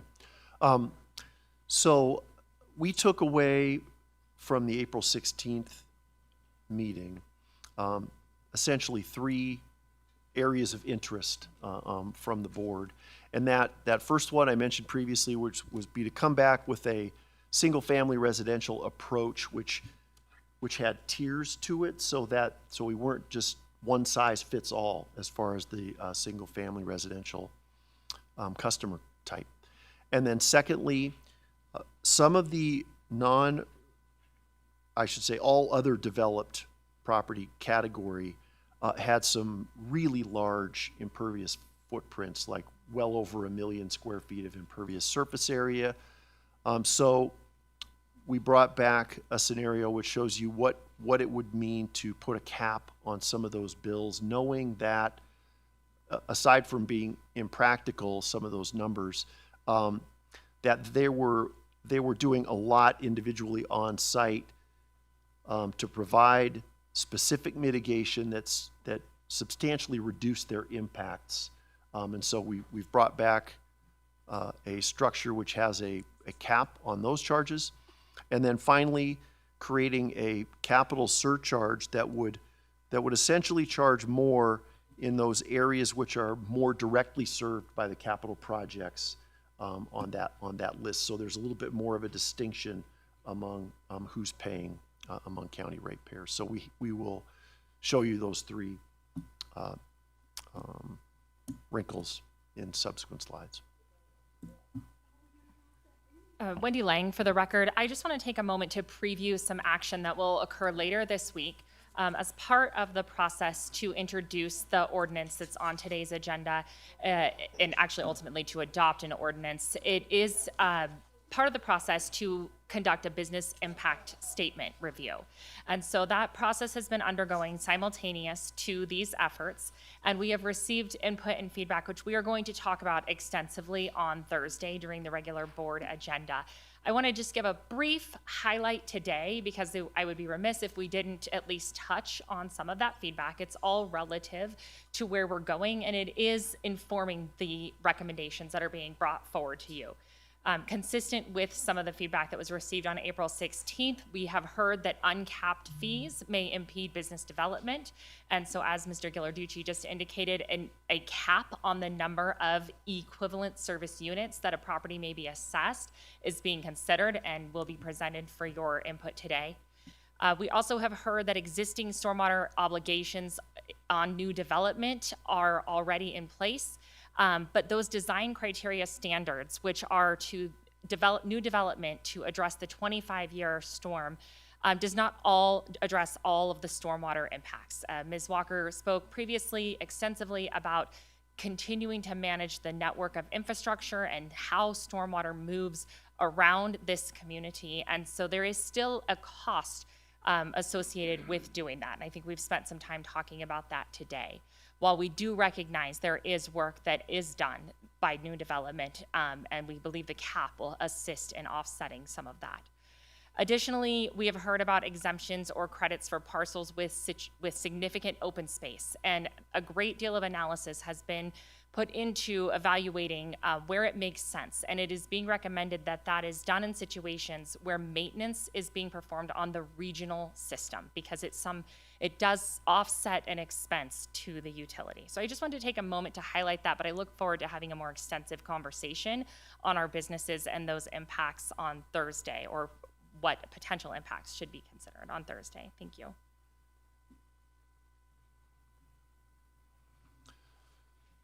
So we also participated in the open house on April 16th. There were a few themes that I think we heard consistently from attendees there, and that is interest in an equitable rate structure, an equitable rate approach, that whatever direction the county chooses, it be clearly communicated and understood and understandable, and then that there be visible delivery of services, value for what they're paying for, and accountability, so that transparency and accountability was another theme that we heard. Now, Tagi will take us through the updated calculations. Thank you, John. So the rate structures that we'll be looking at today will kind of follow these rules that we see on the slide here today. We talked about 3 different cost scenarios back in April. The rates that we'll be looking at today focus primarily on scenario 1, which was the lowest cost option of the 3 scenarios. We have an updated equivalent service unit value. It was 5,900 a few weeks ago. We have updated data. It's 6,100 today. And then to get to some of the more critical rate structure changes, we've developed single-family residential tiers, which would include a small, medium, large, and measured set of tiers. So essentially 4 tiers. The small single-family residential tier would be about 40% of all single-family residential parcels, would include those that have less than 5,000 impervious square feet, and they would be assigned 0.5 ESUs. The medium tier would be spanning from 5,000 to 15,000 impervious square feet. That's about 45% of single-family residential parcels. They would be assigned 1 ESU. Those large footprints, up to 25,000 impervious square feet, would be assigned 1.5 ESUs. That's about 10% of single-family residential parcels. And then about 5% of parcels under this approach would be in the measured tier, where the number of ESUs assigned to a particular parcel would scale up just like it does for commercial, industrial type parcels based on measured impervious surface area. We also modeled a non-single family residential capped at 50 ESUs, and that impacts a little less than 50 parcels throughout the service area. And then we also have a capital rate surcharge that we introduce under the revised approach. Back in April, we had an approach where all of the capital projects were included in the base rate, shared. This revised approach carves out part of the capital program that more directly serves a subset of county customers. And so some of the capital costs moved out of the base rate into a capital surcharge. Tagi, before you advance, I just want to take a moment, Wendy Lang, for the record, to reiterate that this is actions that were taken directly as a result of input and feedback and previewing those draft rates last month. I think a couple of things that really jump out at me, although I think it's all very valid, changes in how we're recommending and what is being recommended. First of all, is we heard loud and clear that all single-family residences are not the same. And hearing that input and being able to take a look at the data, I appreciate that feedback, because I really think this was a great place to go and be able to evaluate that nearly 40% of parcels throughout Douglas County are considered small and would be charged half of an ESU or half of that unit measurement. Another 45% are considered medium, which is sort of the base 1 ESU that was initially recommended. And so 85% of single-family parcels in Douglas County are in either the medium or small category. And those that are deviators, those parcels that should be looked at differently, this does provide a mechanism to look at those differently. Lots of great information on this slide. I think the capital rate alternative is another thing that we heard quite a bit of feedback about, of the capital improvement projects, the places that most need and would most benefit from the objectives and priorities that have been identified in these plans and that have been adopted, that there is a way to address that. And I realize that makes it a little bit complicated, because now we're talking about 3 components of the rate. But I do think that the input that we have heard was valuable, and I appreciate where this conversation that we are having collectively is going with this today. Thank you. Well, as long as you're, yes, I appreciate the fact that you listen to us and the board and our residents in determining that not all residences are the same and should not be paying the same. So I appreciate that. Yeah, good deal. And I did a little math on my own. I went into the assessors and pulled it up. So I'm on an acre in Johnson Lane area. And so I was sitting at about 7,000 square feet just from what the assessor had picked up as far as my impervious surfaces. So I'm guessing I'm probably pretty typical. I mean, I do have large boys and a half-court basketball concrete slab in my backyard, so that might put me over a lot of the people. So sitting right there in that medium is I felt for me that was probably pretty accurate of where we were. So, but again, that impervious surface I can see people now starting to panic about how much impervious surface do I have? Do I need to reduce it? Whatever. I think when we move forward, we'll start to see how much impact that really has. I appreciate how this is advanced and getting farther and farther. So I'm beginning to have more and more faith in this as we go forward. So thank you. Thank you. And to support that comment that, not all single-family residences are similar, we've shown where those tier breaks would be on this graphic. It's a frequency distribution showing all of the single-family residential parcels throughout the county. Impervious square footage buckets on the bottom axis there. So you can see where those tier breaks would be at the 5,000, 15,000, and 25,000 impervious square feet, and the number of parcels that would be captured in each of those tiers. On the very far right, you can see probably about 900 parcels that have more than 30,000 impervious square feet, and that's a large group of customers that would be in that measured tier, but none of those would meet that 50 ESU cap that we talked about, which would apply for non-single family residential, but just for your information. And we'll have a few slides here Courtney will talk to about capital projects and other regulatory requirements. Courtney Walker for the record. Here is the top 10 projects that are identified in the Stormwater Master Plan.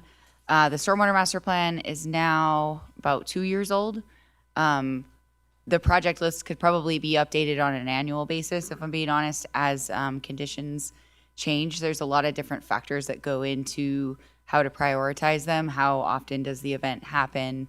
How much work is it to clean up afterwards after a major flow incident? What is the maintenance burden? How many people are impacted? All those different kinds of factors. And so as events happen, projects can move around on the list. These are the projects that we know of today where we've done area drainage master plans. We have a couple of things going on in Tahoe that are in progress right now. And so I just wanted to add those to the list. That I don't have necessarily cost identified. Some are conceptual. I meant to add the in progress costs. We have a current project that's under construction at Marla Bay near the Pine Wild parcel where we're building some detention basins, and NDOT actually is financing this project. And so we have to get creative on how we've been doing our capital projects at the lake. We partner with NDOT often because stormwater doesn't recognize jurisdictional boundaries on where it's flowing. So we have some Douglas County single-family residential areas that runoff is coming through, and then it goes through Highway 50. And so we made a partnership with NDOT where they could finance the construction of this project, and then Douglas County will maintain the project going forward, and we'll also do the modeling and the registration for the TMDL Total Maximum Daily Load Credit Program and distribute those credits to NDOT. NDOT has construction money. Douglas County currently does not. NDOT does not have a maintenance team that could maintain infrastructure like this. Douglas County does. So that's how we're accomplishing those types of projects. And then we do have a future project. I'll actually be up at the lake tomorrow taking a tour of the Cave Rock area. And so the capital improvement project is constantly evolving as we study things, as projects come up, and then they will be reprioritized according to the will of this board, and we will bring that back periodically to update this project list. Maybe this is a good time to ask about, do you foresee us being able to use money to leverage and get grants and address these high ticket items with a fraction of the cost of our own money? Yes, could you speak to that? Yeah, Courtney Walker for the record.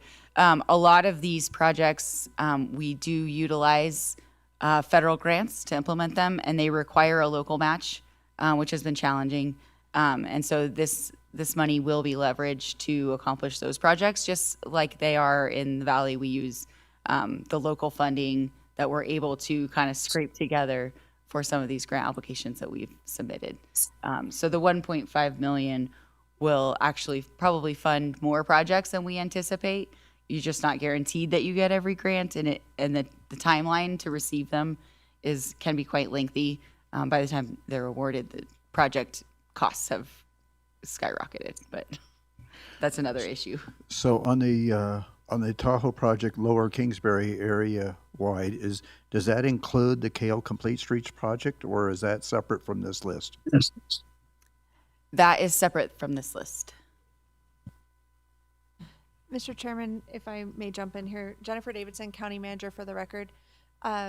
Ms. Walker, do you mind advising the board and the public how many grant applications for stormwater projects we have out currently and what the total amount of the match is? I think it's 5 million. Yes, Courtney Walker for the record. We have 6 or 7 applications in. The total project cost for all of those projects is about $12 million. The grant funding would bring in $10 million, and the match for it would be $2 million. So that would accomplish, those. I think it's about 7 projects in total. Now, as I understand it, FEMA has changed their model, okay, and to where it used to be that you would have to build the project and then bill FEMA for the project up to 75%, I believe, but you would have to put the full dollar in to get the 75% back. Okay, I believe they've changed their model now where they will participate up front rather than that process of putting your full dollar in. Are you familiar with that? Courtney Walker. No, I am not. The grants that I've experienced have been for reimbursement purposes only. So yeah, they're changing it. They are good. changing it, which is good, right? Because we don't always have the dollars up front to do it. So yeah. Mr. Chairman, if I may, I just have one more point to make to Commissioner Hale's point of leveraging these dollars to maximum effect. The creation of a stormwater utility also qualifies the county for low interest financing for these projects as well. The state has a revolving loan fund with lower interest rates than we would if we just went straight out to bond for these improvements. So I think that's a definite benefit that we should plug here as well. Thank you.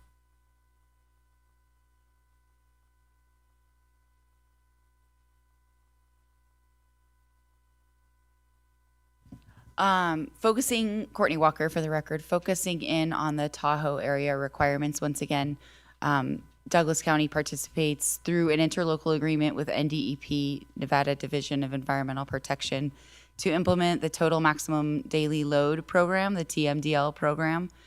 Every jurisdiction around Lake Tahoe is required to participate in this program. And there's credit milestones that you have to hit, and you can see that those increase every 5 years. We renegotiate a new interlocal agreement with NDEP. So we will be doing that probably sometime in the coming year to update our interlocal agreement with them. So you can see that not only are we required to maintain the assets that we've already constructed at the lake, we'll be required in the future to construct additional assets and continue the maintenance on those. And so the bar is continually set higher and higher. And this program is mandatory for all the jurisdictions around the lake to participate in. So we work closely with NDOT and Washoe County on the Nevada side. And then it's also City of South Lake Tahoe, El Dorado County, Placer County, and Caltrans participating. And we are also have a maintenance component that I'll outline in a future slide to where we all participate and do the stormwater monitoring together. It's much more cost effective to partner with the other jurisdictions on the monitoring program rather than each jurisdiction trying to implement a stormwater monitoring program on their own. Next slide, please. So here's kind of the breakdown of the program management for the TMDL program in Lake Tahoe. There's the crediting program implementation. So we have to do inspections on road maintenance, sweeping operations, storm drain inspection, water quality project inspection to ensure that they are functioning.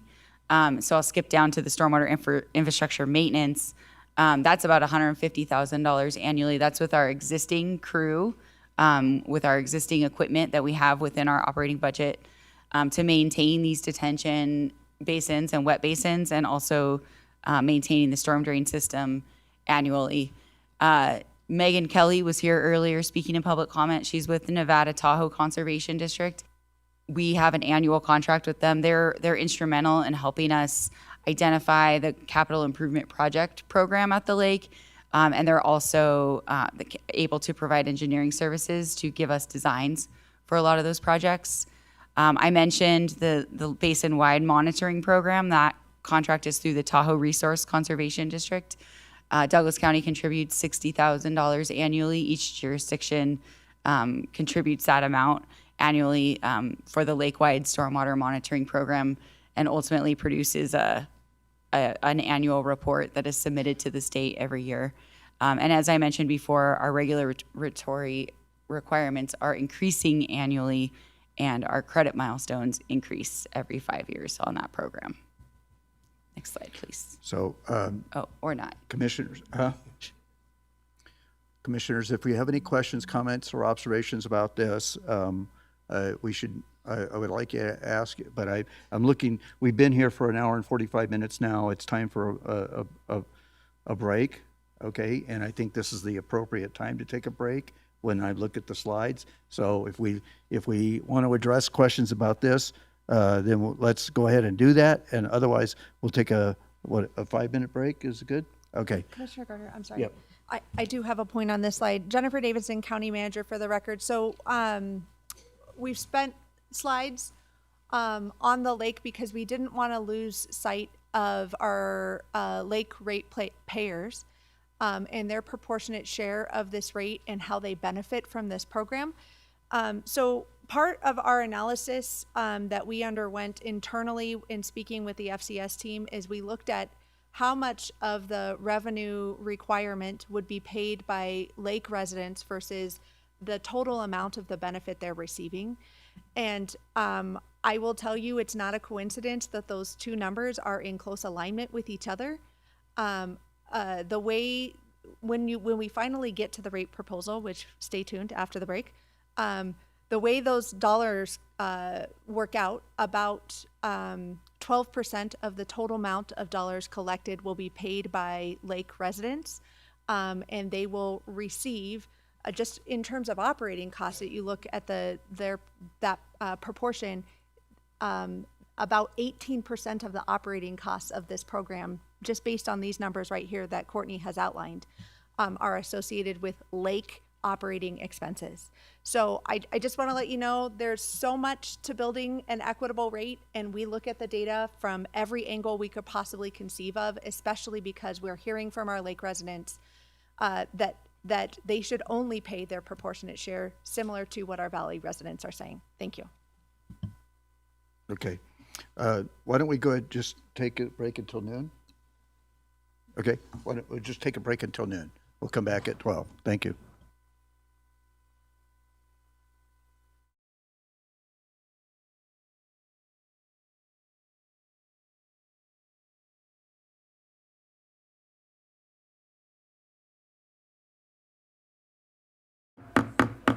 If everybody could please return to their seats so we can get started, I'd appreciate it.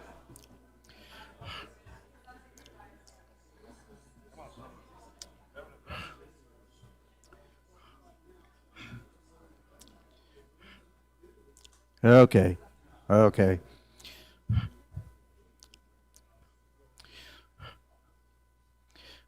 Very good. Okay, thank you so much. I appreciate it, and I'll call the meeting back to order. So, and we'll proceed. Thank you. Now we'll get into updated rate calculations for a couple of different options for you to consider. First, we'll revisit the approach that we had shown back in April, which had two rate components: the base rate, which everybody would pay under this approach, and then the local service area rate, which would apply only to those that are outside of a town or GID. So under this approach, all capital was included in the base rate, resulting in a monthly rate per ESU of $8. The local service area rate, primarily a rate that recovers specific local maintenance for those outside of town and GIDs, $4.10 per month per ESU. And then on this next slide, we'll show you what that means in the context of a small, medium, and large residential rate structure. So the base rate, if one ESU is $8, the small, which is 0.5 ESUs, would be $4 per parcel per month. The large, 1.5 ESUs per parcel, will be just under $12 per month per parcel. And then others would be measured based on estimated impervious area for a particular parcel. So for under the 50 ESU cap for non-single family, the base rate max annual fee would be about $4,800. For the local service area rate, if a particular non-single family parcel would be within that component, would be a max annual fee of $2,500. So it gives you a sense on some of the updates we made under the previous structure. We're calling that sort of the draft approach. We'll get in then to the revised approach coming up here that introduces a capital surcharge. Okay. So this was the original thing that you presented in April. This is not where you're presently. We're going to get into another Right. slide of what your current present approach is, right? Okay, thank This you. approach did not have a capital surcharge. The approach we'll be discussing in more detail today introduces the concept of a capital surcharge. So based on feedback we got at the previous meeting, at the open house, we introduced the concept of a capital surcharge, which carves out a portion of the capital program to be recovered from a subset of county customers that more directly benefit from those projects. So under the previous approach, the base rate was about $8 per ESU. By moving some of the capital cost recovery over to the surcharge, the base rate that everybody would pay would be decreasing to $5.80 per month per ESU. The local service area under this approach does not change. It's still $4.10 per month per equivalent service unit. The capital surcharge, that third new rate component, recovers about 2/3 of the capital program, would be applicable to just a subset of county customers. On the next slide, we'll show you which areas are included in that rate calculation. And that component is, just for the items there, about $5.10 per month per ESU. As we get into some sample bills, you'll see that it is possible for a parcel to pay just the base rate, or a base rate and the local service area rate, or in some cases, all three. That all depends on where the parcel is Exactly. located in the county and its exposure to possible stormwater, right? Okay. Correct. So in terms of what that rate schedule would look like, in particular for single-family residential, we show there small, medium, and large single-family. So the base rate, just at that small, $2.90. Medium for base rate, $5.80. Large at 1.5 ESUs would pay about $8.60. For the local service area charge, small would be about $2.10 per month per parcel. Medium, about $4. Large, about $6. For those that would fall under the capital surcharge areas, the small rate per month would be $2.60. Medium, $5.10, and large, $7.60. So looking at just the medium row, the base and local rate is just under $10 per month. All three, including the capital surcharge for a medium parcel, between 5,000 and 15,000 impervious square feet would pay about $15 per month per parcel. For non-single family, the max annual fees based on a cap of 50 equivalent service units would be, for the base rate, $3,500 per year. For the local service area rate, if applicable, $2,500 per year. And the capital surcharge, again, if applicable, about $3,100 per year. That's for non-single family residential. Okay. So, and I understand Ms. Lang indicated that of the small and the medium, with the base rate, 85% of our county falls into that category. Is that correct? Did I understand that observation? About 85% of single-family residences. Yeah. Fall into the small or medium category. Correct. Okay. And then some sample bills here. Looking at the small, for example, if you're paying the base rate only, $290 per month. If you're paying the base and local service area rate, it's $5 per month. If you are paying the base and capital surcharge only, it's $550 per month. If you're paying all three and you're a small residential, it's $760 per month.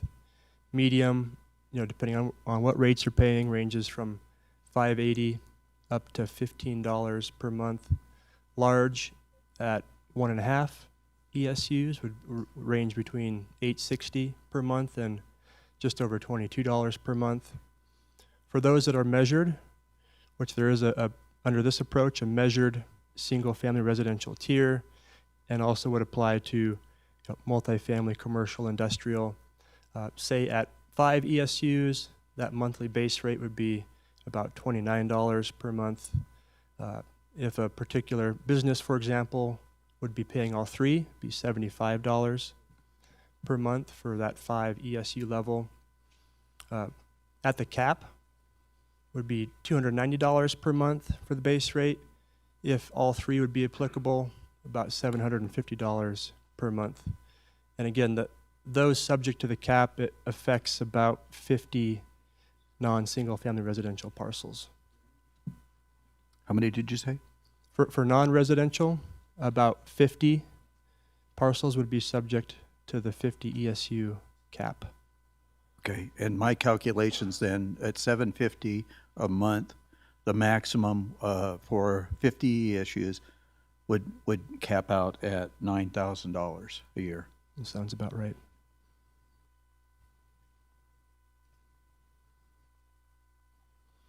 All right, we'll wrap it up with a couple of summary slides. And then, of course, as you have questions, feel free to jump in.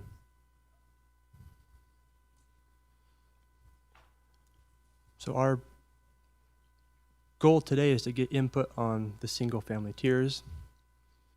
Do you think that does a better job compared to the uniform approach? Do you like the tier thresholds?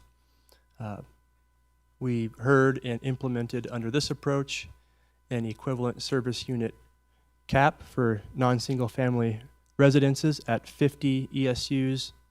And then, of course, based on feedback we heard from all of you and members of the public, implemented a capital surcharge as a third rate component, which moves some of the capital cost recovery out of the base rate, which everybody pays, and into a capital surcharge, which a subset of county customers would pay, those that more directly benefit from capital projects. Could we go back one slide? I think it's one slide. There. This one here? Yeah. Okay. So I just want to be clear.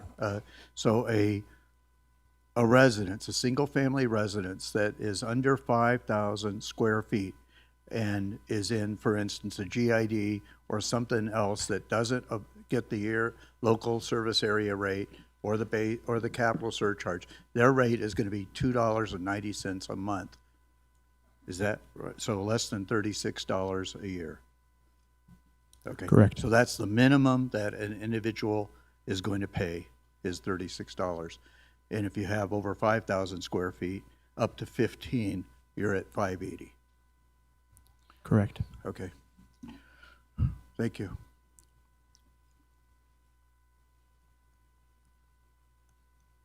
Commissioners, any other questions?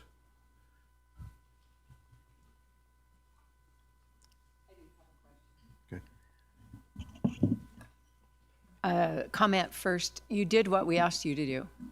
And I realize it looks complex, but it also adds a lot of fairness. And so I appreciate that. Not perfect fairness. Perfect fairness would be assessing each individual parcel on its own, and that would be ridiculous. And that might not even be perfectly fair, but this is, I think, a big steps toward more fair. That comment aside, I'm thinking about the overall financial picture of the county and the pros and cons of these rates. And I'm wondering, this is actually probably a question for our county manager and Chief Deputy District Attorney Doug Ritchie, which is this fee structure robust enough that we will reduce the risk of litigation and expenses paid in litigation? For instance, I know that with the Johnson Lane litigation, the county settled for $1.3 million. $830,000 of that went to flood control, and the other $600,000 went to the plaintiff's attorneys. So I would rather spend the money to prevent than to pay attorneys. I want to know, is this, if we were to adopt this, would we have a significant reduction in the risk of such litigation costs? Chairman, if I may. Doug Ritchie with the District Attorney's Office. I always like to say you can always be sued by anybody for anything at any time. But for this particular, for someone to challenge this action, it would be an abuse of discretion standard. And so I think with the board taking into consideration the public feedback, the acknowledgement that all single-family residences are not the same, I think a court is required to give discretion to the board. And so I think it would position the county very well in future lawsuits because of the thoughtful way in which the board is moving. Does that answer your question? Mr. Chairman, if I may add to that, Jennifer Davidson, County Manager for the record. I appreciate Mr. Ritchie's answer to, I'm sorry? Oh, Commissioner Ritchie. I thought I said Mr. Ritchie. Commissioner Ritchie. Mr. Ritchie's answer to the question. I think also, I want to level set some expectations here. We have had robust conversations as an internal team about this program and about what is the appropriate level of responsibility and work for this program to take on. Government cannot be all things to all people. We cannot, there is no version of this program where we are going to be able to solve all of the stormwater problems across what is 600 square miles of this county. That is not a realistic expectation. And failure by the county to do that does not mean that we're opening ourselves up from a risk standpoint. I think this board and this team have taken significant steps forward in defining this program, and I think that work needs to continue. I'm going to use an analogy that I've used with my team. We have obligations in federal law regarding ADA accommodations for our facilities and for our sidewalks and for our roads. Those obligations are ongoing. They evolve over time. The design standards for those things evolve over time. At any given moment, we are not going to be in compliance with those standards. We have to have a plan for that. the stormwater program is going to be similar.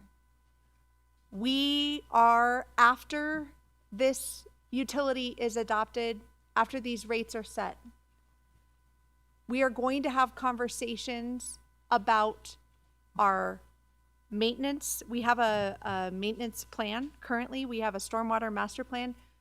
We need to continue to look at those plans and make sure that what we have stated we're going to do with these funds is in alignment with your objectives for this program, and that we clearly define the county's obligations with regard to what we're going to do with these dollars. I hope that makes sense. It's similar to roads. We have roads in this county that we have accepted for maintenance, and we have locations that we have not, because we do not have sufficient dollars to maintain those roads. From a stormwater standpoint, I don't agree that just adopting this program means that we're taking on the obligation of all the things, all the world's problems. I think we are going to have to define in operating plans, procedures, and capital plans exactly where we're going to put these dollars and how we're going to put them to best use. That's probably more of an answer than you really wanted. Well, I think it's maybe like the little kid who asked where he comes from, and what he meant was, Chicago, and the parents give the whole birds and bees story. And that was a lot. I mean, and I appreciate it, though, because we should not give the expectation that with this, we're going to charge scenario 1 fees and provide scenario 3 outcomes. We're not. We're not going to solve everything. I guess my question, if you really boil it down to, is are these fees robust enough that we can reduce the risk of litigation expenses? And I think Doug Ritchie said yes. And I think I'm not sure what you said. Thank you. Well, okay. And with that said, I would, Thank you, Mr. Chairman, and thank you, Commissioner Hales. Jennifer Davidson, County Manager, for the record. In short, I agree with Commissioner Ritchie. I'm saying we have additional work to do. Commissioner Ritchie, oh my gosh. It's okay. I can't. It's fine. Mr. Ritchie, we have additional work to do. Thank you.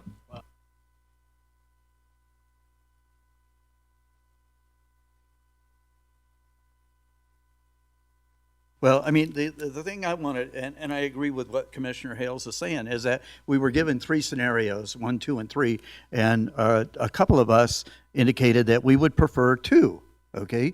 It would give us more money to tackle really some of the capital improvement projects that we have identified in a faster manner, okay? I don't think the cost of the program was going to go up that much, or the infrastructure was going to cost us that much. In other words, half-time persons versus full-time persons.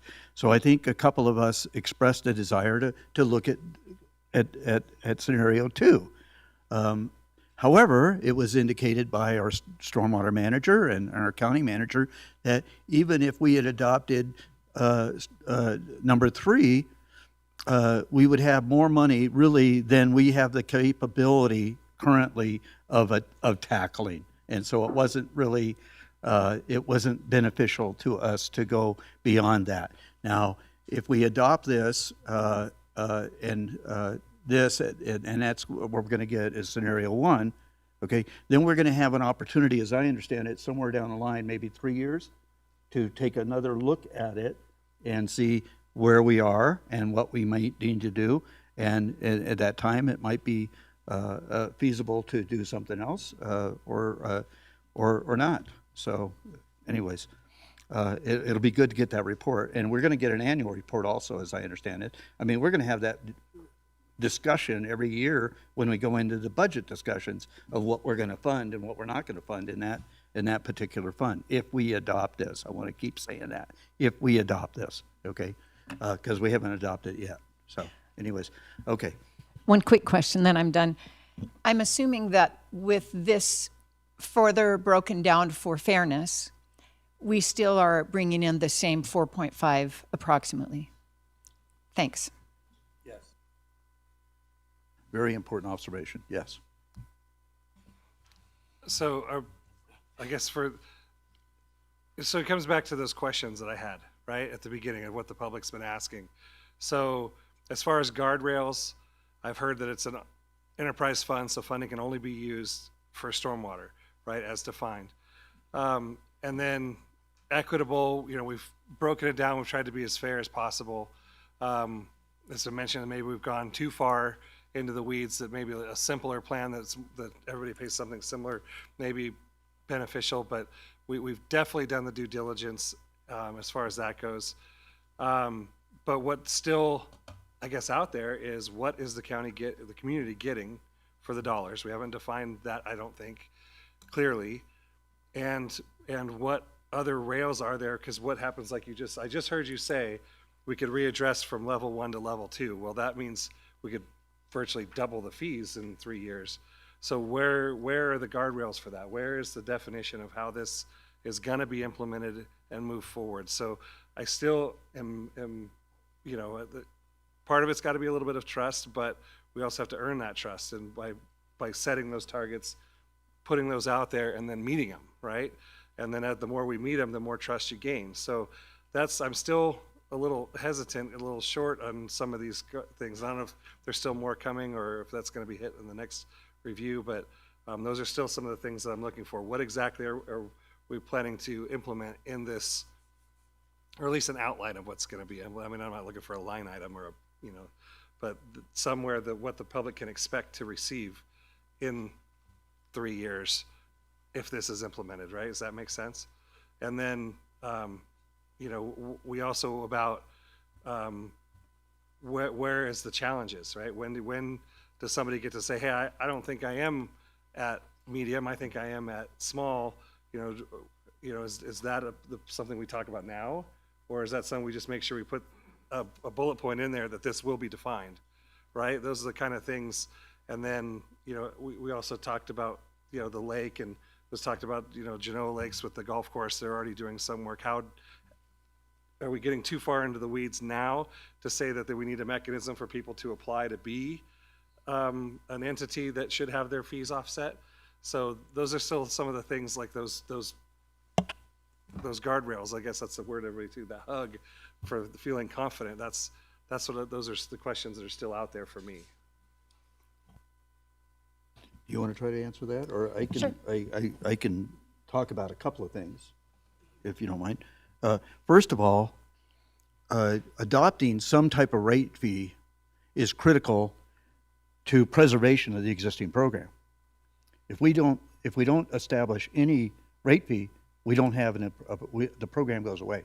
Right. So that's the deliverable, first of all, right? Is the actual existence of the program going forward, with the cost of escalation that exists that's built in. So that's number one. Number two, I think, is targeting stormwater projects that are going to have direct impact to our residents and get some hopefully out of the floodplain. Number three is we can begin looking at the acquisition of critical lands to preserve the ability of lands within our community to absorb water and recharge our aquifer. Those are deliverables. And then four, I think, is it's something that went through my head, now I'm forgetting about it, is the, I can't, I lost it. I lost that fourth item. So anyways, go to County Manager. Thank you, Mr. Chairman, members of the commission. Jennifer Davidson, County Manager. For the record, Commissioner Tolbert, I appreciate your questions. Your question reminds me of a comment made by a very famous politician in Washington once, that said, in order to pass the bill, we got to read the bill, we got to pass the bill in order to read it, right? It's a horrible.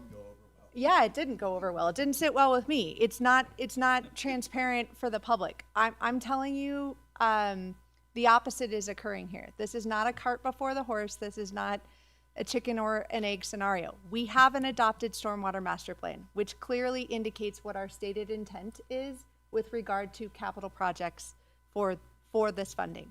We have an adopted stormwater operations and maintenance plan, which we can include as part of the backup materials for the meeting on May 28th, which will talk about where we go from here.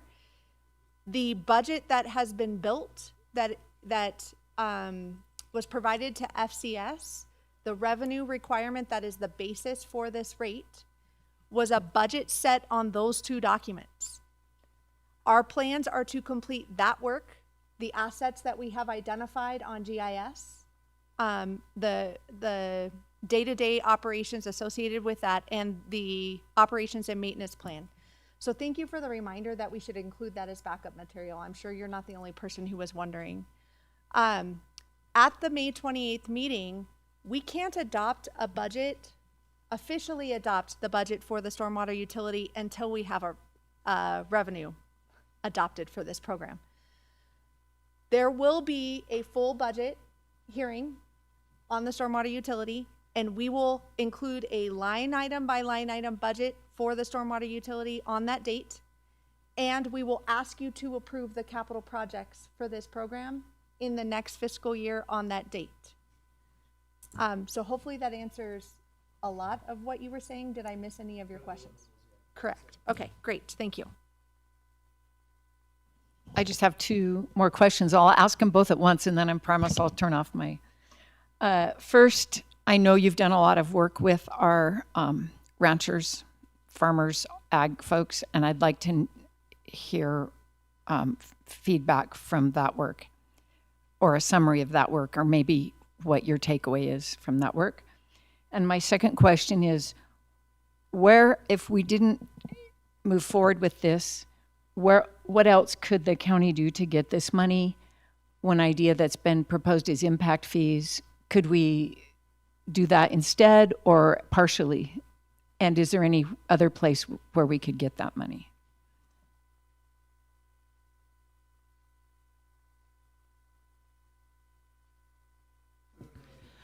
Courtney Walker, for the record. We have interacted with the agricultural community for many years now. Most of our stormwater discharge points go into irrigation ditches. And so our stormwater network throughout the valley here at least cannot function without working with that group. They were heavily involved in input to our stormwater master plan in terms of where the critical areas are of overlap between the irrigation network and the stormwater network. They do a lot of work to clean the ditches as they run through private property, mainly so that they can receive their irrigation water. However, I don't know how you differentiate between stormwater and irrigation water. Water is water. It all flows the same way. And so they provide a great deal of impact and benefit to our stormwater network as the water moves from the south part of the valley to the north through these series of irrigation ditches.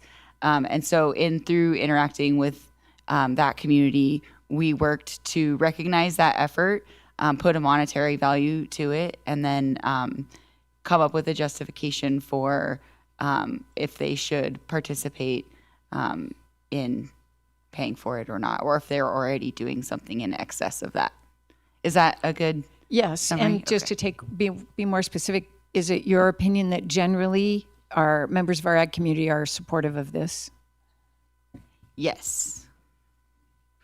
So while we're on this subject, I would like to point out Mr.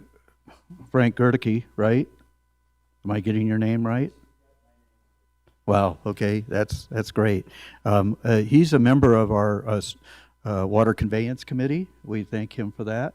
And also, I want to remind this community, in 2023, when we had our Rain on Storm event, and we threatened the canals that we have here in the county and the Dangberg Reservoir.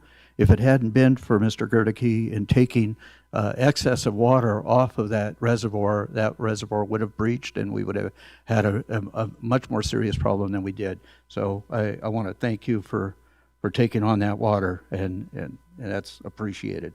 So anyways, they do a great job. Our Water Conveyance Committee does a great job of moving water around the county. So we need to point that out. A lot of people, it goes unseen too often. So, yep.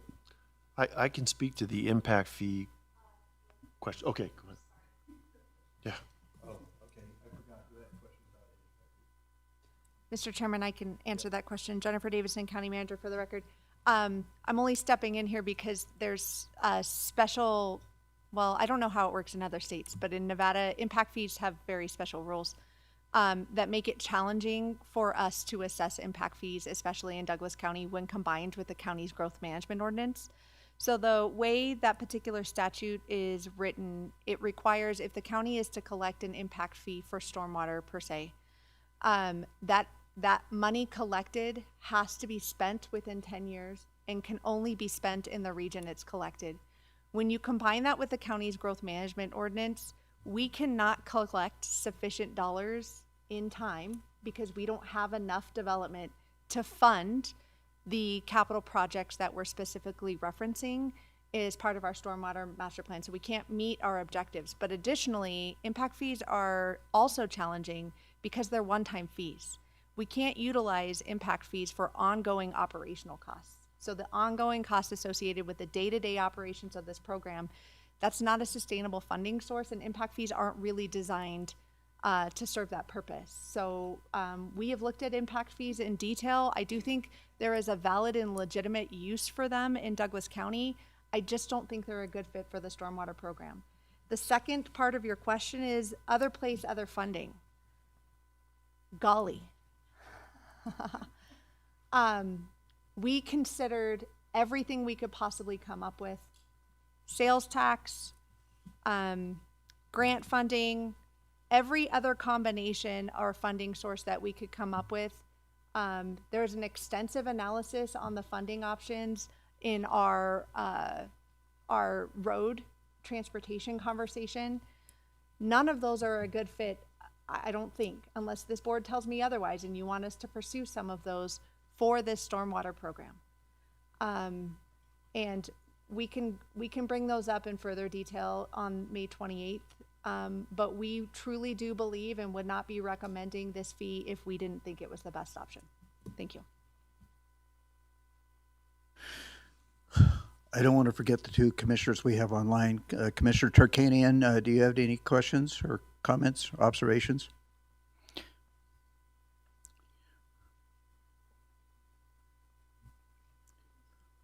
Commissioner Rice. Yes, some of the comments I've gotten were that once again the lake is supplementing the valley, and I think that in this particular case, the reverse is true, and I think that a lot of that criticism needs to go away. I have looked at this ever since I've been on the board, and this is the most creative way that I have seen in my almost 8 years here that deal with a problem in a coordinated, intelligent way. And I know that there's going to be some adjustments necessary, but I'm all in. Thank you. Thank you, Mr. Rice. Okay, so we have a couple more slides, or where are we at here? Oops. Okay, our timeline. This is the last slide, just, letting you know, reminding you our staff will be back on the 28th. So this coming Thursday, 2 days from now, we'll have at our regular Board of Commissioners meeting, the business impact hearing on May 7th. And then during the final budget special meeting on May 28th is where we'll look at a possible adoption of this. Okay, so that then we could submit our budget to the state on a required timeline. Okay, thank you. Okay, then and then so that's it. And then we go to questions, and I think we've asked all of our questions, unless commissioners have anything more to ask. I think I just want to be clear on what's still out there for me is, what are the checkpoints, right? When are we checking in on the future of, where is it, is that a year? I don't think so. Maybe 3 years of getting, our feet underneath us. You've mentioned that the budget will come in, but I still haven't heard of, since we're implementing a fee, any management of the fee. What, when can it be adjusted? How can it be adjusted? What are those restraints, right? Because it's been mentioned, how do we know you're not going to just double this in 2 years? I don't know how we know that we wouldn't be able to do that. So those are the kind of things I still want to see answers to. How can you approve a fee without any kind of a control on the fee? So that's the next big one, I guess, for me. And then the check-in points, how do we track when to check in and what it looks like, what some reasonable expectations are.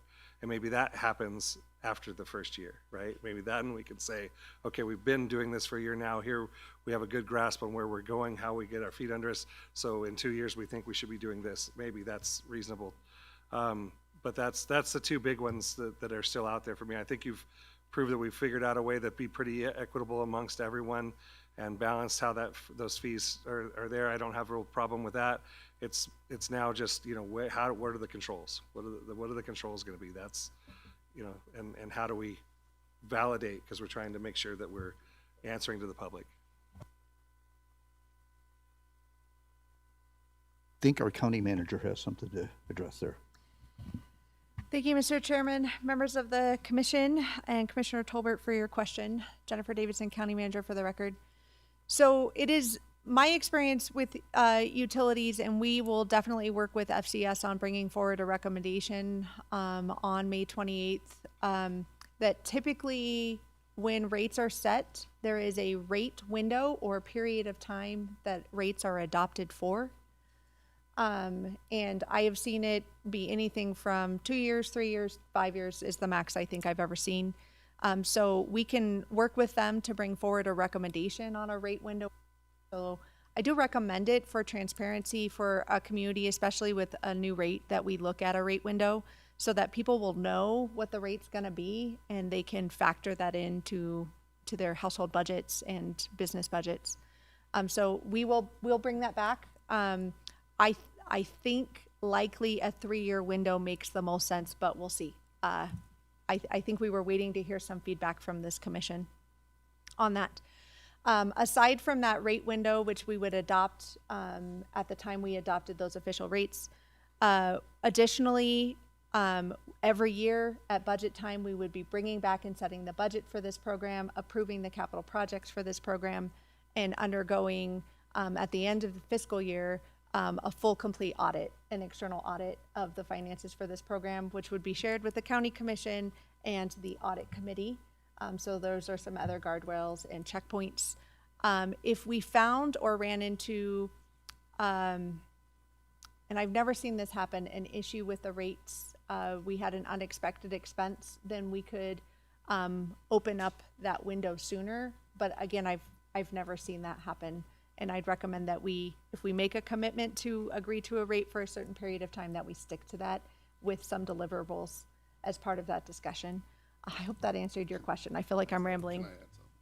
Okay, so as I understand, so we're going to add it to so we'll be looking at it on an annual basis when we adopt our budget.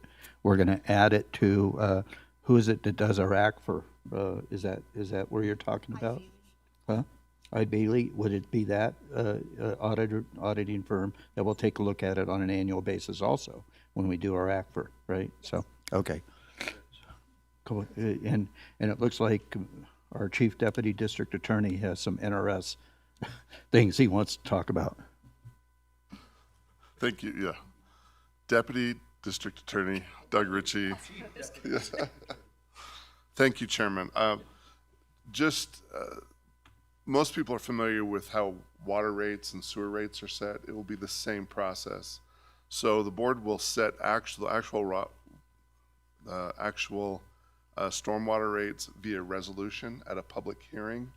In addition, notices are mailed to every customer so that they are aware of that. And then finally, since I'm the attorney, people can file a petition for judicial review with the court if they feel that the rate has been improperly set or want to challenge that rate. But it's more than just our annual budget, I should say the county's annual budget. There's an actual hearing, rate setting hearing after publication in the newspaper and notice mailed to every customer. So for anyone that's concerned about maybe the rates are going to be changed on the sly. There are multiple steps that must occur before the rate can be changed. And if anyone is interested, it's in NRS Chapter 318 if they'd actually like to look at that process.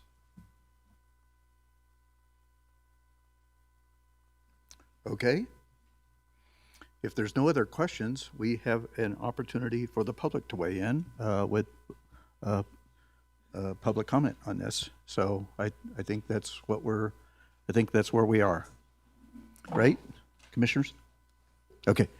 We'll go to public comment on item 5.1. Once again, if you've spoken on this issue already, and I don't see a whole lot of people here that have done that, but and we have the same guidelines, 3 minutes.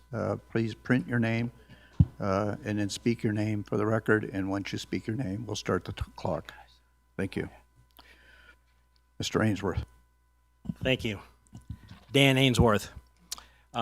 As I've done before, many times, speaking to this board on this topic, I commend our county manager and her stormwater team for taking this action and this approach.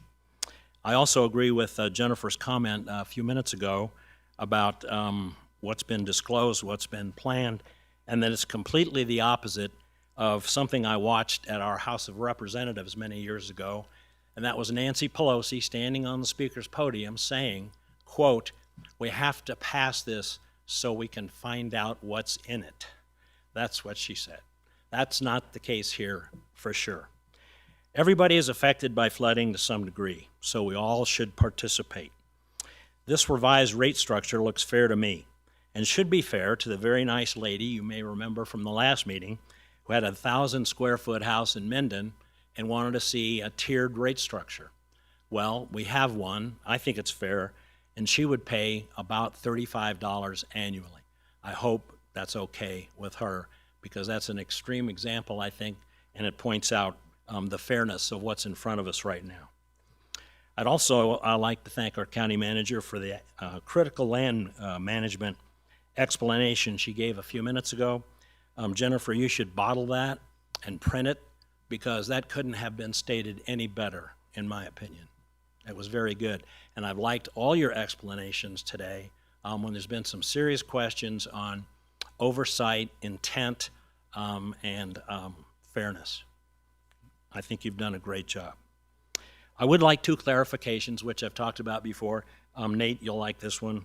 You have a basketball court. I have a huge paver driveway and back patio. So there should be a difference there when somebody analyzes what we have there, and I just hope that's in the background somewhere for the data that we have. I don't know if it is or not, but I'd like that clarification. And then I also talked to our county manager about the Genoa Lakes situation. She's informed me that in general, if you really don't do maintenance work and preventive work on flooding, you probably don't qualify to be covered. And I don't think the golf course does that, but I do think, and I'm part of the planned unit development. I live in Genoa Lakes, but our HOA does. We don't have a lot of stormwater infrastructure, have a few culverts here and there, which just drains down to the golf course and then the river. I'd just like to know that there's going to be a process to evaluate HOAs and other areas that aren't called towns and GIDs to determine whether or not they should have a local service area rate or not. Thank you very much. Thank you. Ms. Christensen. Hello. Rachel Christensen. I'm here today because there's a growing disconnect between what the county has historically done, what it agreed to do, and what it is now telling residents. For decades, the county has maintained Smelter Creek. That was the understanding, that was the practice. It wasn't until a month after the September 2025 flood that Ruhenstroth residents were suddenly told maintenance is now their responsibility. They were told something even more concerning, that the county is claiming it never agreed to maintain Smelter Creek at all. But that simply doesn't align with the record.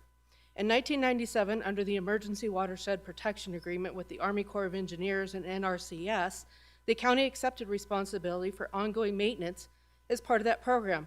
That obligation didn't just disappear. It was a condition of the work that was done, and it matters today. Meanwhile, residents have already been doing far more than their share. They have spent tens of thousands of dollars out of pocket trying to manage damage and protect their homes, and many are still in the process of cleaning up 7 months later. And now, on top of that, you're proposing to charge them even more for this stormwater assessment fee for something you are now refusing to take care of, a plan that you won't even define exactly what it will cover. How many others will suddenly be informed that they too will be responsible for maintaining the creek, ditches, etc.? At the same time, the county is conveying stormwater from Ruinstrath, all of Ruinstrath, directly onto the very property owners you are now saying must maintain these areas, effectively pushing a countywide program onto a small group of residents. Actions taken by the Stormwater Department have compounded the issues. The flow of the creek has been altered in ways that appear to direct water towards home, increasing the risk of damage and affecting others that have previously never flooded. We've been living with the consequences of the stormwater projects that, from our perspective, lack proper engineering and were not built to county standards. Because of all this, residents sought federal assistance with the county's agreement. But now the county is refusing to sign the contract that would help move forward.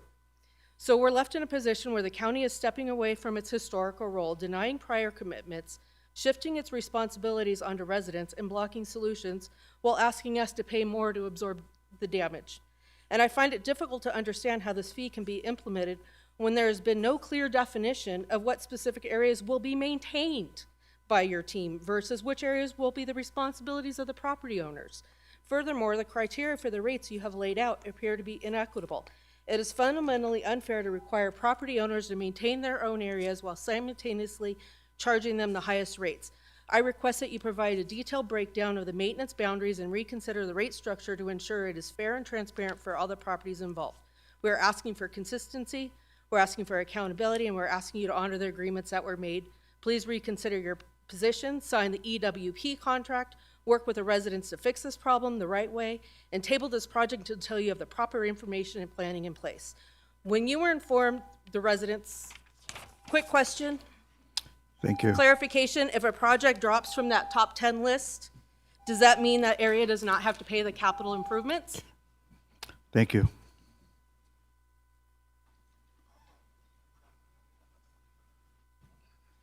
James McCallum for the record. I'm on the Planning Commission.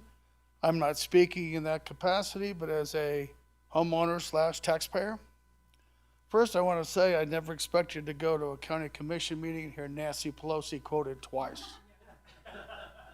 Or even once. Like everyone else, I hate paying taxes. I hate paying fees. I hate paying. Be nice if everything was free. In this country, we kind of have a structure where the federal government gets most of the money, provides really the least for the individual. Then comes the state, and they get a lot of money and provide less. We put everything on local government. Local government must fix our problems. Local government has the least amount of money and must do the most with it. In Douglas County, we've had a disease for a long time. I've named it kick the canitis. We've had this problem for 100 years. We've always found a reason to not be important. It didn't flood this year, or a committee looked at it and they came to the conclusion we need a stormwater utility, but not now. We've done this for years. We've suffered a lot of damage. A lot of people have been horribly inconvenienced, but we didn't do anything. So I like the idea of fixing it. Find a way to fix it where we don't pay money, we get money, but I don't think that's going to happen. So I think this is reasonable. It's a great move to do something to lessen what's been a horrible burden on many, many citizens for a long time. I've seen pictures of floods from the 1800s.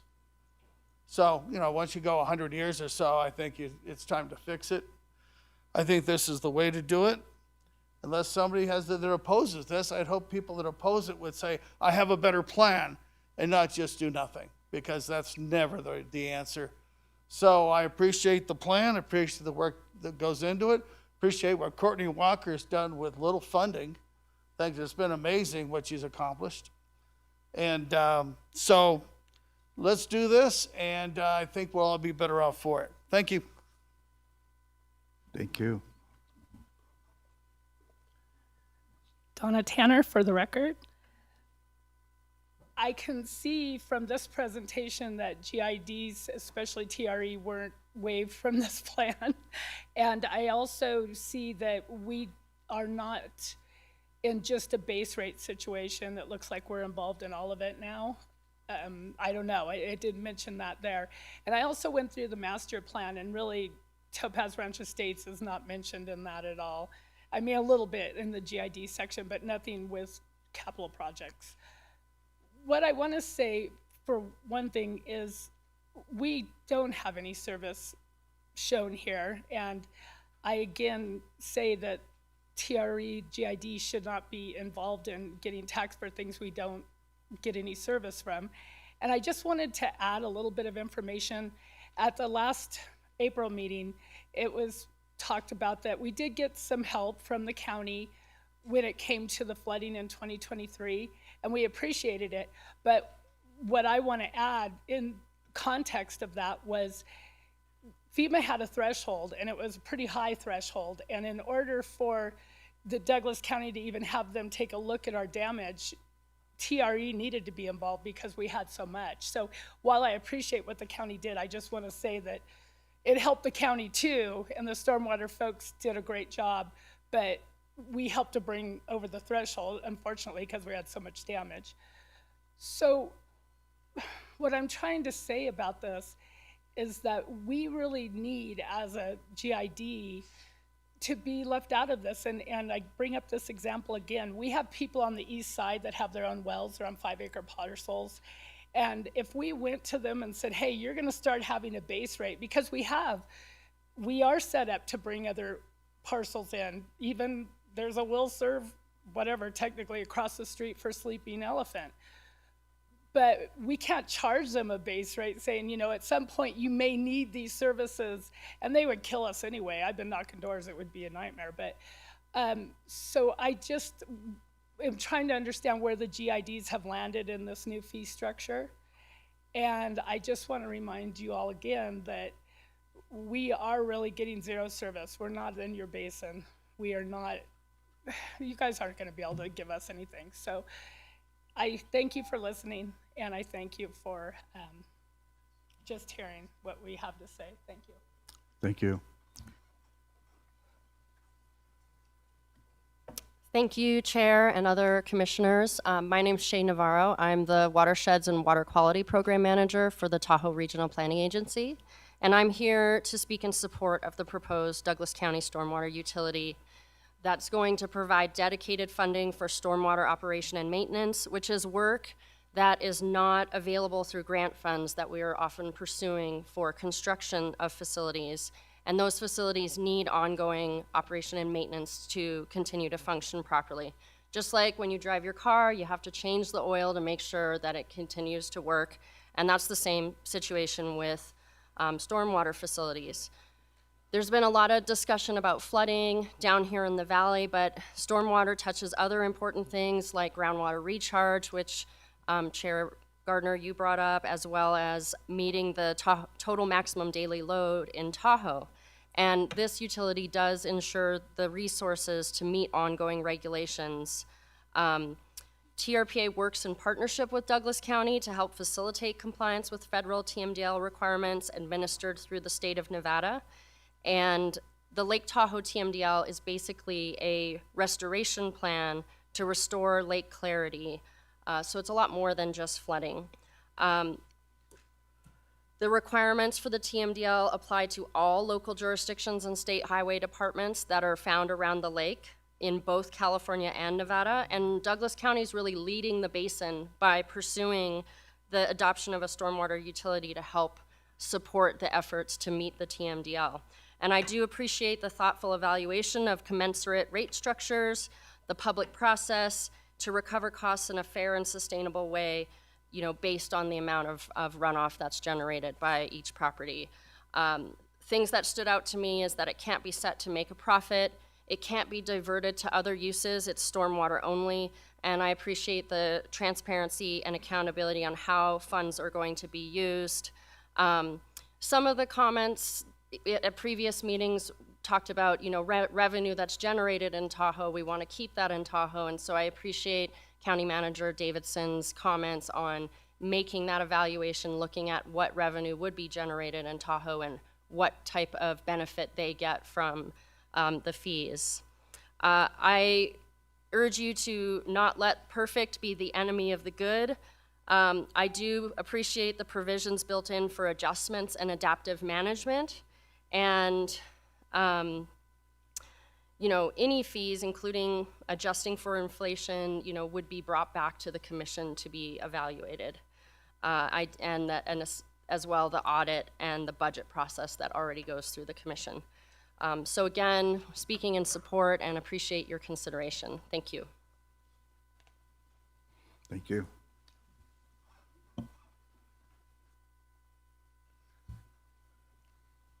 Good afternoon. I'm Dan St. John, private citizen, not planning commissioner. And thank you, as always, for your service.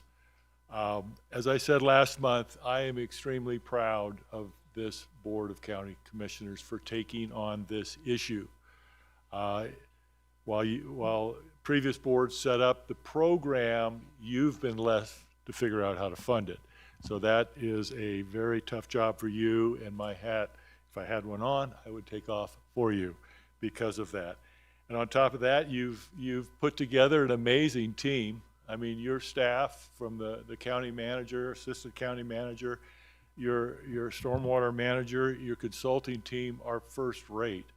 And I'm speaking, as you know, from somebody who's been around local government for a long time, who has had his fingers in multiple rate studies for water, sewer, and stormwater, personally involved in both the Carson City County and Washoe County stormwater programs. And I will tell you that you are on the right track. You're doing the right things. And again, for that, I'm very, very proud. Speaking for many, I expect to pay for services that I receive. And I absolutely agree with your presentation of the needs, how much it costs to do stormwater management, the need to have a stormwater program that doesn't just do operations, but also goes into capital. That's very important. And I think I speak for many that we don't expect something for nothing. And, you know, as I read the comments and hear the comments of those that oppose the program, I'm always listening. What are you proposing? What are they proposing?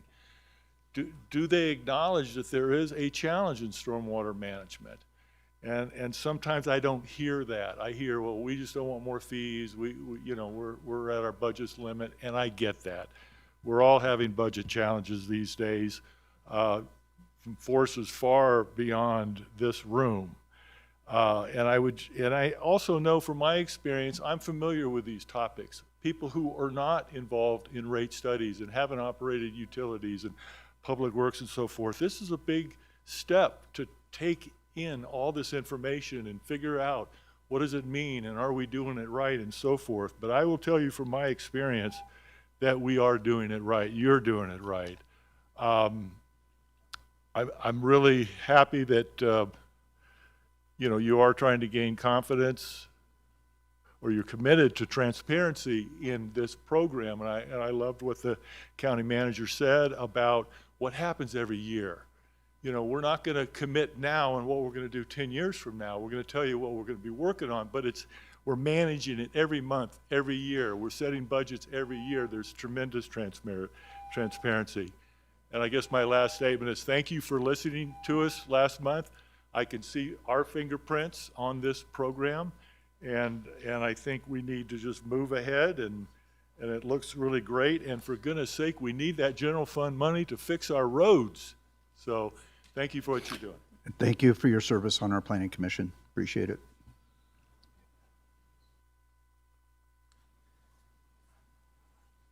Good afternoon.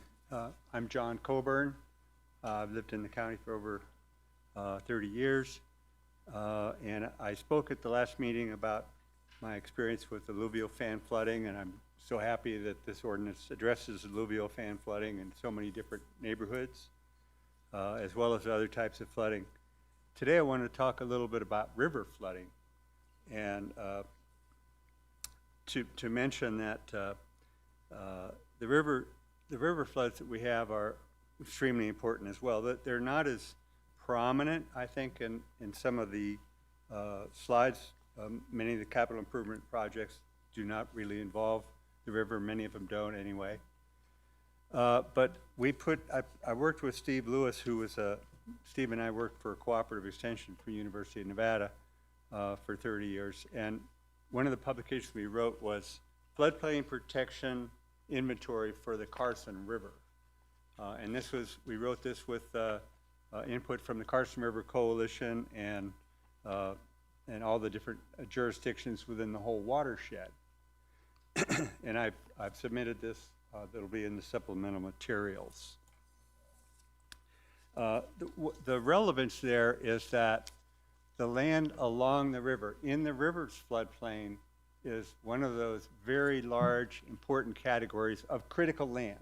And so I'm so happy to see that there's funding in here for critical lands, for perhaps conservation easements. We're lucky that agriculture and the ranching community owns so much of the land in our floodplain.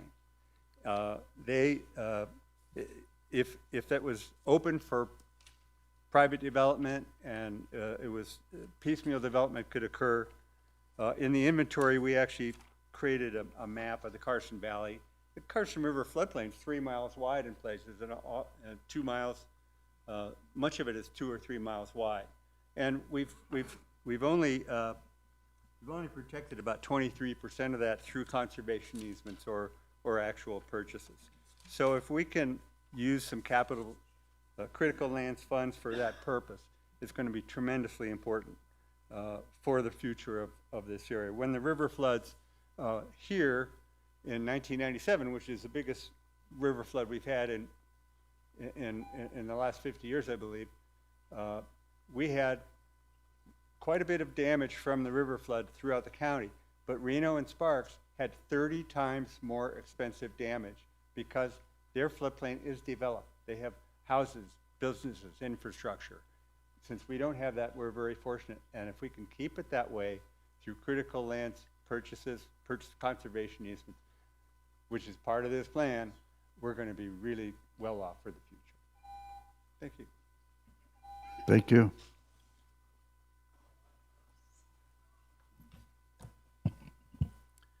Good afternoon, Mr. Chairman, members of the board, Mimi Moss, Minden. I'm not convinced that the board should move forward with the implementation of the stormwater utility fee without voter approval. The reason I say this because I have met with hundreds of property owners and business owners, with the majority of them stating that the fee or the service will not provide a benefit for them personally. They may not be located in a floodplain, or their property hasn't flooded in the past, or they live in a town or a general improvement district that already provides stormwater mitigation that they pay for. They also question the use of such funds. They want to know where the money is going to be spent and who determines what projects move forward. The Stormwater Master Plan shows a ranking of projects. Will that list be followed? If so, will the residents expect a project in their area would it move forward in the next several years if it's on the top of the list? And if the list has changed, will the public be notified? You spoke of that recently. These comments really relate to being accountable with the taxpayer money. And will Douglas County provide updates to the capital improvement plan within the Stormwater Master Plan? And you mentioned that coming forward maybe on a yearly basis. At the town of Minden, there were some comments related to setting up an assessment district rather than a stormwater utility, and that may be a way to target certain flood-prone areas. Has that been discussed at any length with the consultant or staff? And regarding the TDR program, there's been no discussion regarding the purchase of TDRs that support the dedication of these future conservation easement areas, which is 1/4 of your budget. The board has to realize that this part of the program will require the county to negotiate with a private owner on the purchase of TDRs, transfer development rights. When the TDR program was established years ago, the board at the time adamantly opposed getting into the TDR banking business, but rather let the market dictate the cost between private arrangement between the buyer and the seller. That's something to think about. There's no real demand for TDRs today. As you know, TDRs must be stripped. Douglas County must purchase them, the conservation easement must be set up, and it restricts development. Question, who dictates where the conservation easements are needed? What happens to the TDRs that are removed? And do they just go away? Or does the county sell them? Or they bank them? I don't know what the answer is. I believe the county's focus in the early days of this program should be on maintenance and infrastructure projects versus the purchase of conservation easements in the first 5 years, and set aside that money for reserves if you need it for a major flood catastrophe. Thank you. Thank you.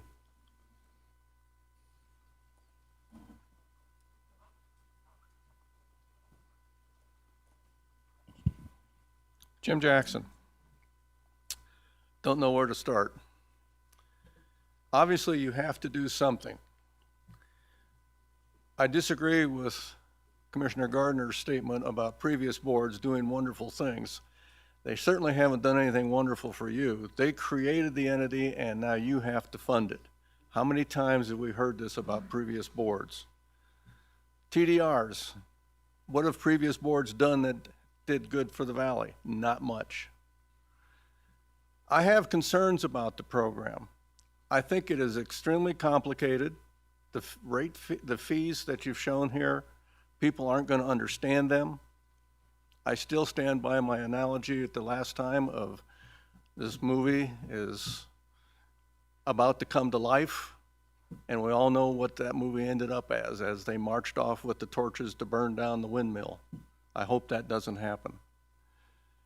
Everybody in the valley benefits from this, whether they're a GID, an HOA, everybody benefits. I sit on the top of a hill. I don't create the flood. I don't benefit from the floods because they don't affect me. I don't start them, and they don't affect me. Unless I have a medical emergency and I have to get to the hospital and the roads are all flooded, then I have a real problem, and I will benefit from all the flood controls. The other thing that I think is not very clear is what exactly is this utility going to do? We see all the capital projects that will stop the flooding, but then we are all being told that our properties are going to be determined by how much impervious ground we have. I think that's a little complicated. Have one fee for everybody, one flat fee, period. Don't try to segregate us all apart. You know, he's got a little bit more rock than I do, so he's going to get charged more money and everything. People are going to complain about that. And yeah, you better have something in this that will figure out how we mitigate that when they come and tell us, you've got this many square feet. Also, based on that, it sounds like we are the ones that create the floods from our property. We live in a valley, mountains on both sides. That's where the flood starts. These capital projects that put in retention basins will stop that. There's where the emphasis should be. The other concern that I have is one of the funds, the $1 million fund for land acquisition. I don't have any real definitions on what that is. It needs to be very specified that it cannot be used for the benefit of any one person or any one company under the guise of flood control, catch basins, and so forth. And as far as, do we trust future boards to not make changes to this? Absolutely not. They will. We have an election coming up. Who knows who's going to be sitting up there next week or next year? Will they make changes? Probably. So that needs to be taken care of too. Thank you. Thank you.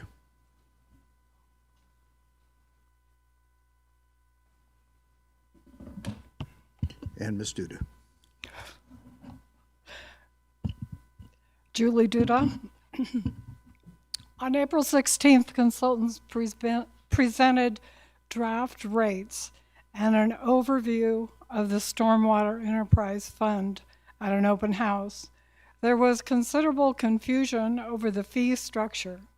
The summary of public comments from this open house include the following: strong concern about how costs will be distributed to property owners, statements that some property owners will be over or undercharged, confusion about how rates will be calculated, requests for simplified, easy to understand information before implementation, comments reflecting opposition to forming a new fee-based utility. After the open house, rate recommendations have been revised. Consultants, and these are included with today's agenda for possible action. The public has not had reasonable time to review, discuss, and clarify the revised recommendations or the original concerns stated at the open house.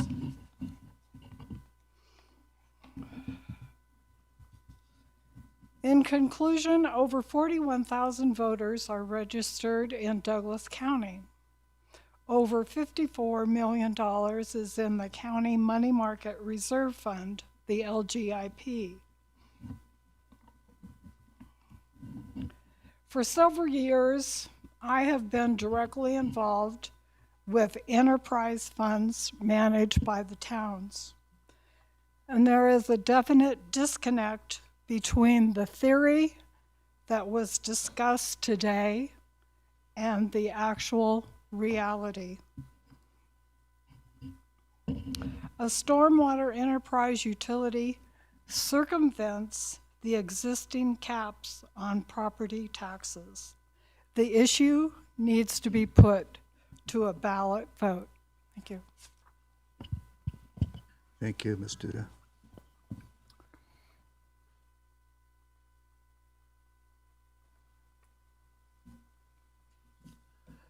Frank Gerdige for the record. Chairman Gardner, Commissioners. I'm not here in my capacity as Farmer Frank today, but in the capacity as the Vice Chairman of the Garden Cemetery Association. We had our annual meeting last week, and at that annual meeting, Doug Sonneman, our treasurer, had brought up to the board that he had received a letter, I guess one of the business letters that was sent out to ask for input on how businesses are going to react to this stormwater thing.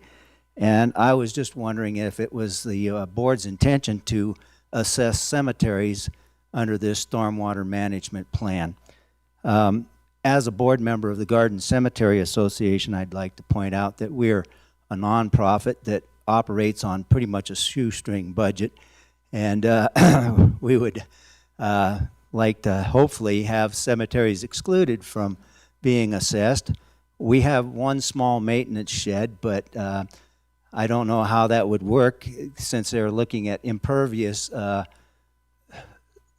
surfaces within your boundaries, which would include, I'm guessing, headstones and plot borders and the likes like that.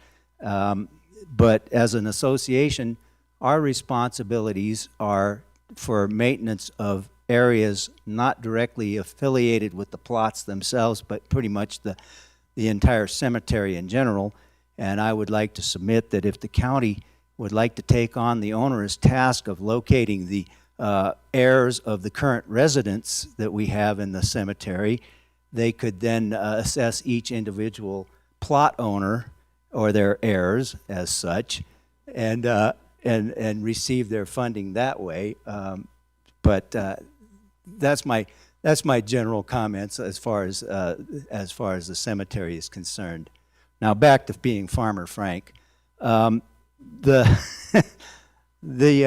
thing that I would like to point out is that even though you may not be subject to stormwater flooding, any impervious surfaces create a situation where that water is being moved more rapidly onto properties like mine, where we absorb that stormwater and then try to convey it back to the lowest point in the valley, which would be the river.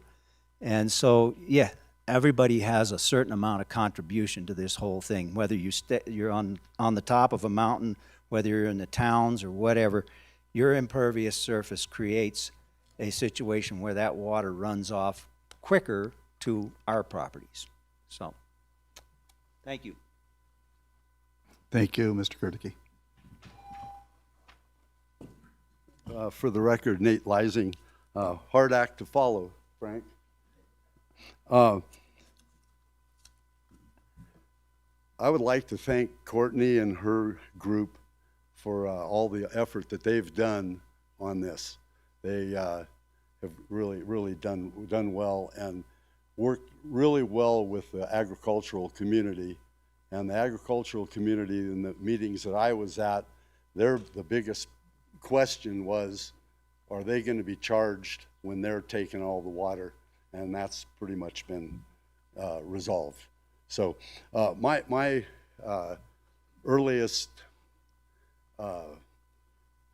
dealings with flooding in Carson Valley was when I was about 6 years old, actually, and the flood of 1955. And I remember my father taking me out on Highway 395 where Riverview Bridge is right now, and looking across over to the bluff. And it impressed me, the river, how that whole area was brown water going through what is now the country club. And what was amazing to me, that here we have now everybody living there, and the people, a lot of the people who moved there witnessed that and were part of that flooding. So I could never understand. But I think that this probably has to happen. I'm not real happy that it went not through the public taxing, where people have a vote on it. I have a problem with that. I don't think that's good government when we know that they'll probably reject it, but so this is an end around. But having said that, I think a lot of the problem goes to the way Nevada legislature can control what this county does so much. So we're kind of hamstrung by the legislature. And I think that that's something that the county ought to work on to get that changed to where you have a little more home rule here, and we can make those decisions. The other thing that when I was on the planning commission, the impact fees, and I think the impact, that there again, the state controls that. That's who should be paying for a lot of this, is the development. You know, when you have a new development, it's no different. Fire department needs new fire stations and equipment. That's the people who should be contributing to that increased need. You know, and so it's same with the floodwater. Anyway, thank you very much. Thank you.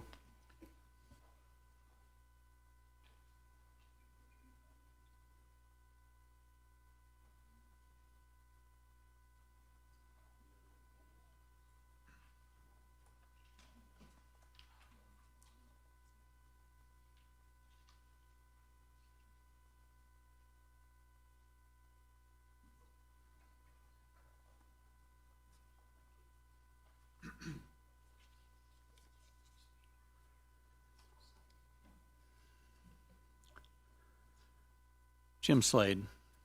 I think more differentiation should be made between maintenance, which arguably affects everyone, versus the very expensive capital infrastructure projects. A utility fee is charged to specific users of a specific service. There should be a clear nexus between the rate structure and the areas that benefit most. In that regard, it should be noted that of the nearly $50 million for the top 10 priority capital projects, 98% of that goes for projects between Johnson Lane and Ruinstraw, the area that will clearly benefit the most from those projects and the effects of alluvial alluvial floods. Also, the next 13 priority projects listed in the 2024 Stormwater Master Plan with estimated costs of over $81 million, 100% of that would be for that same area in East Valley. The agenda packet calls for, quote, an equitable distribution of costs to property owners in relation to their impact or benefit from public stormwater infrastructure and maintenance. Yet that is not what's being done. Properties in the West Valley, for instance, will have very little, if any, impacts or benefits from the proposed infrastructure. Most West Valley properties do not have curbs, gutters, stormwater drains, or basins. The water in that area, for the most part, just drains back into the aquifer. There should be a credit for parcels with 2 acres or more. Last month, the preliminary rates for East and West Valley were identical, which was absurd. The new rates still have West Valley rates at 66% of East Valley, which does not at all represent the differing impacts and benefits between the two. Those rates are neither defensible nor equitable. West Valley should only be charged the base rate. Look at this map. Look at East Valley. Look at the density of culverts and drop inlets, all the basins and manhole covers and others, whatever they are. Then look at the towns and GIDs and how busy they are. That's why they pay a local service area fee, which is deserved. They are where curb and gutter and drainage and stormwater drains are. Now look at West Valley. We have culverts along the main thoroughfares and one other, but mainly on Foothill and Jacks Valley Road. We don't have all those other problems. We don't have all the density that they have on East Valley, and that's why there should only be, but I'm not suggesting East Valley residents should pay for all this. It may be challenging, but you should institute impact fees, $5,000 a home. There are 3,200 homes scheduled to be built there. You could make $16 million over there and spend that money appropriately. I'm happy to agree with Mr. Lysing on that one. Thank you. Is there any additional public comment? Okay, seeing no additional public comment, I'm going to bring it back to the board. I do have a couple of comments. I want to address a number of the concerns or questions that were brought up by the public. Number one, Dillon's rule. No disagreements there. I've advocated for getting rid of Dillon's rule and going to home rule, but that's a statewide thing, and trying to get the state legislature to turn over any authority to our county is next to impossible. So what it would require is a vote of the residents of the Gardnerville cemetery, as Mr. Gerticke pointed out. I don't know how and that's a joke alert, by the way. My wife says sometimes I have to preface my comments with telling my wife that this is a joke alert. I'm going to tell a joke now, okay? But yes, how do the residents vote on this issue when you had your meeting? So they generally vote in almost every election, from what I can see. So, anyways, with that. Yes, I would love to see this go to a vote of the people. I believe the people, the voters in this county, would see and recognize the need for this program. The problem is that if we don't pass something here by this board within the next couple of weeks, the program has to go away, and I'm not comfortable with that. Okay, I'm not comfortable with letting this program go away. Because it's become such a critical program within our county. Once again, I do compliment the Board of Commissioners in 2018 for creating the division. It was obviously very, very needed, but they did not create a sustainable funding source going forward. And so to that extent, Mr. Jackson, I agree with you. The ball's now in our court, and we have to do something. We do have to do something. We can't let the program go away. So, Ms. Tanner, you mentioned the TRE GID. By my estimations, being a resident in TRE, the majority of the residents there are under 5,000 square feet. okay? And so without any impact fees or without any of the other items that have been identified, we're looking at the average resident, I would believe, in TRE would pay the base rate of $34.60 a year. $34.60. There may be some that are a little over 5,000 square feet, therefore they're going to pay the $580. But that's all they're going to do is pay the base rate, Ms. Tanner, okay? So I hope you can see that. They won't pay the local service area rate. They won't pay the capital surcharge. So the TRE residents are either going to pay $34.60. Some of them may pay up to around $70 a year. So I just don't see that as a heavy burden for the residents in TRE to expect. So anyways, those are the 4 comments that I had in regards to the public comments. Any commissioners you want to weigh in on anything or something you observed? Okay, so with that, public comment is hereby closed. We'll wrap it up. You're not asking for this board to take any action today. This was just mostly a presentation, although we wanted to make it for possible action so we could have public comment, and that's very important to us to address that. So thank you. Ms. Lang, did you want to wrap this up? Thank you very much, Chairman. Wendy Lang, Assistant County Manager, for the record. I think we've heard a lot of valuable feedback and input and obviously had some very lengthy conversations today. We did end the presentation sort of briefly with an overview of upcoming meetings and activities. So I'll just reiterate, this Thursday at the regular board meeting, we will have a business impact hearing where we'll talk about that specific segment of the process.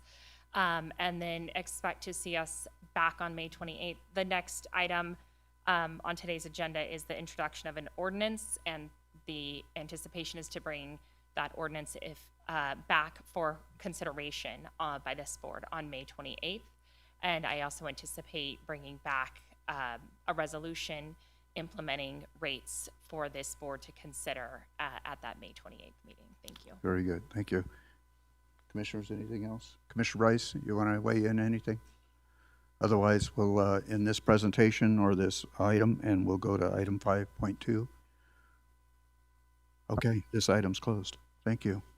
Appreciate the hard work that you guys have done in doing this, and it's certainly the public outreach and for having your ears to the ground and listening to our public. So very important for us. Thank you. Okay, with that, we'll go to item 5.2, and I believe Ms. Lang is staying up there because she's on the menu next.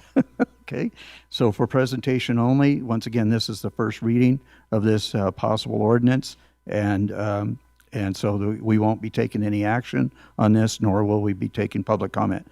So introduction of ordinance 2026-1670, an ordinance establishing a countywide stormwater utility by adding Appendix G, Stormwater Utility Service, to Title 20 of the Douglas County Code. Once again, this is the first reading being presented by our Assistant County Manager, Wendy Lang. Thank you very much, Chairman, members of the Commission. Wendy Lang for the record. I do want to point out that I have legal counsel Carrie Rosser online if there are any questions, because we do work closely with legal counsel in writing potential laws for consideration. Ordinance 2026-1670 is an ordinance establishing a countywide stormwater utility by adding Appendix G, Stormwater Utility Service, to Title 20 of the Douglas County Code. The ordinance creates a formal program to manage stormwater and help reduce flooding risks in Douglas County. The utility will plan, construct, operate, and maintain regional stormwater infrastructure, including drainage systems and related facilities and stormwater-related assets on county-maintained local roads. The stormwater utility will be funded through service fees charged to property owners, based primarily on the amount of impervious surface on the property, which contributes to stormwater runoff. I think I have to read the title, and I know you did, Chairman. Ordinance 2026-1670, an ordinance establishing a countywide stormwater utility by adding Appendix G, Stormwater Utility Service, to Title 20 of the Douglas County Code. This is an 8-page ordinance. Commissioner Tolbert, you asked in the previous item about the appeals process that is outlined and provided for in this ordinance. And I'm happy to answer any other questions that there may be about this ordinance that is before you for introduction today. Thank you. Thank you, Ms. Lang, and welcome, Ms. Rosser. She's one of our civil deputy district attorneys. Is that right? That's the correct title. I got the title right. Okay, yes, she is a contractor. Huh? I didn't call her no. No, and welcome, and thank you for joining us. So, very involved in this process. So, commissioners, do you have any questions for either Ms. Rosser or Ms. Lang? Commissioner Hills? No? Commissioner Rice? No, sir. I'm questioned out. Okay, thank you. So, and I have no questions either. So with that, this item is officially done. Thank you very much. Okay, and we will hear this back again, I believe, on May 28th. Is that right? Okay, for possible adoption. Okay, thank you. Okay, so that clears item 5.1, 5.2, and now we'll go to the closing public comment. At this time, public comment will be taken on those items that are within the jurisdiction and control of the Board of Commissioners, or those agenda items where public comment has not already been taken. Please try to keep your comments within the jurisdiction of this board. Thank you. Mr. Pullman. I don't have public comment. I just have to say you did not provide this in the packet. I do have it because I'm a business owner and I received it in the mail. I don't know that it has changed since the copy I got in the mail. So nobody can sit and read this at home by pulling it up. Are you talking about the business impact statement? The ordinance is not in the packet. Mr. Chairman, if I may. Wendy Lang, Assistant County Manager. For the record, I see our county manager stepped away, so I thought I would step in since I did work on this item. There was a draft of this ordinance included in the supplemental materials, and that there was actually a revision, I think 2 revisions actually posted. One, we noticed a typo the day after posting the original board packet. And then yesterday, I did offer some additional suggestions with Ms. Rosser and have included that in the supplemental materials for today's packet. Thank you. Okay. Mr. Pullman, you know how to go on the website and pull up the supplementals, right? So, yeah, that's apparently that's where it is. Yeah. Okay, thank you. Is there any additional closing public comment?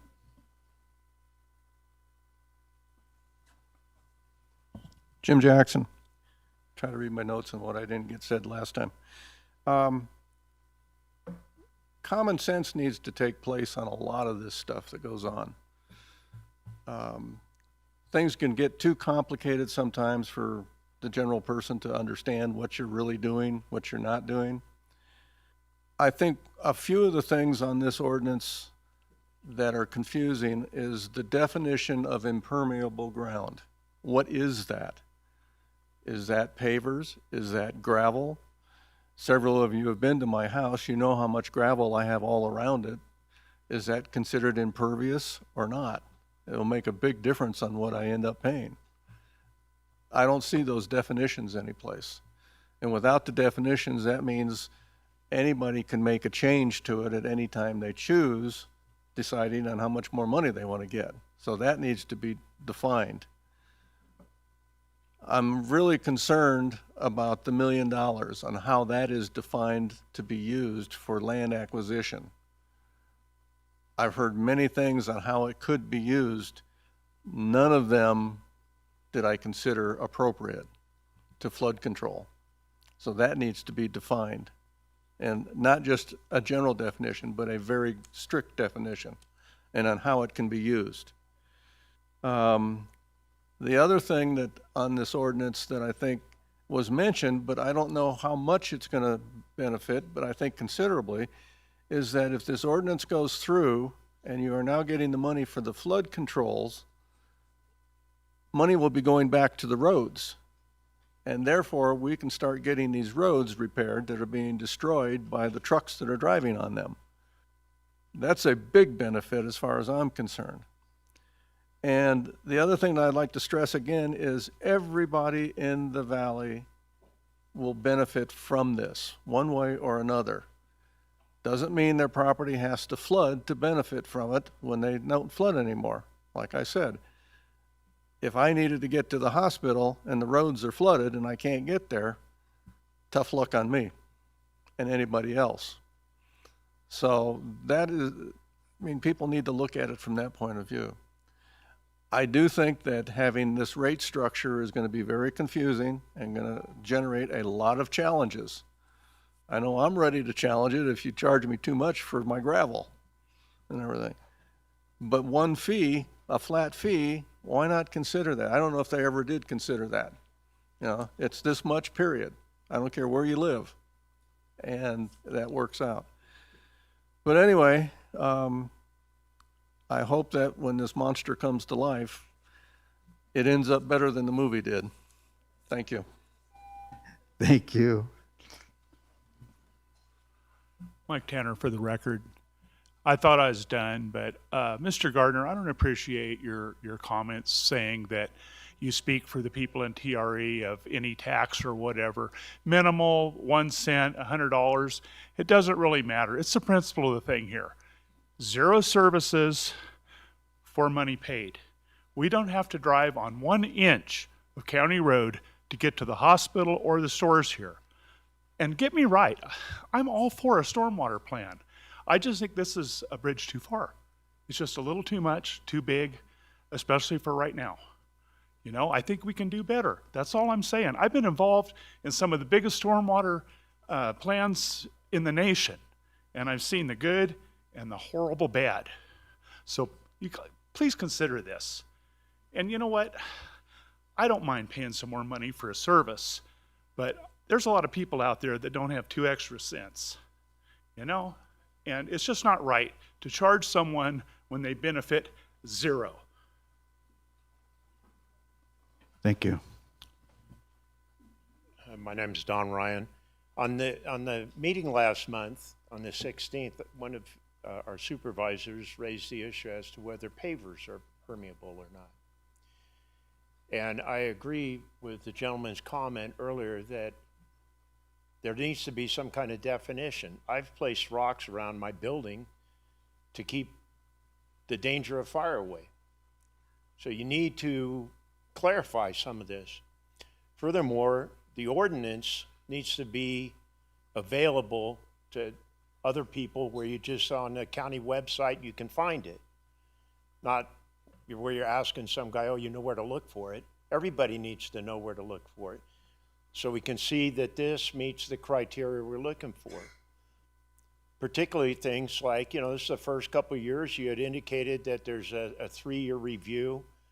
Well, then there should be some kind of parameter that the increases will be perhaps 3%, a reasonable amount for the next 2 years until that review, after which time the established policy that the Deputy District Attorney indicated would go into effect and proceed.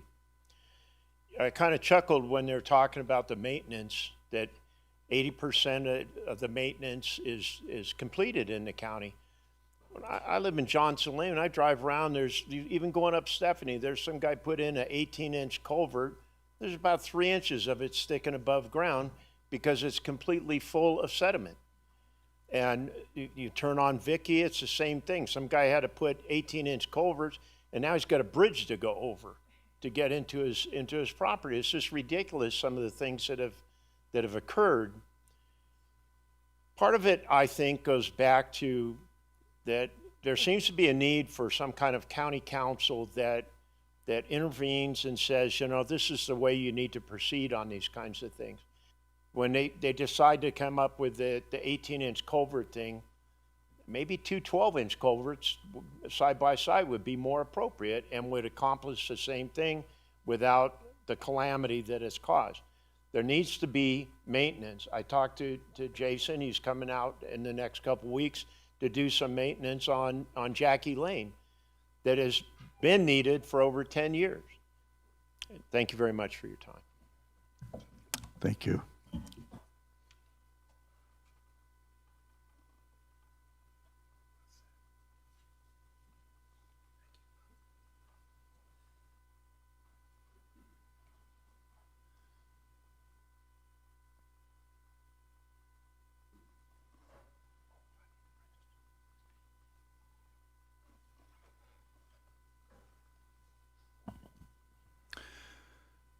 For the record, Mark Evedon.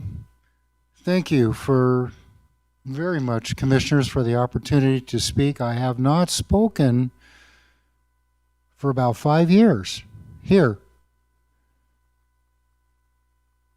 The Douglas County Master Plan, supported by the many individual programs, is very important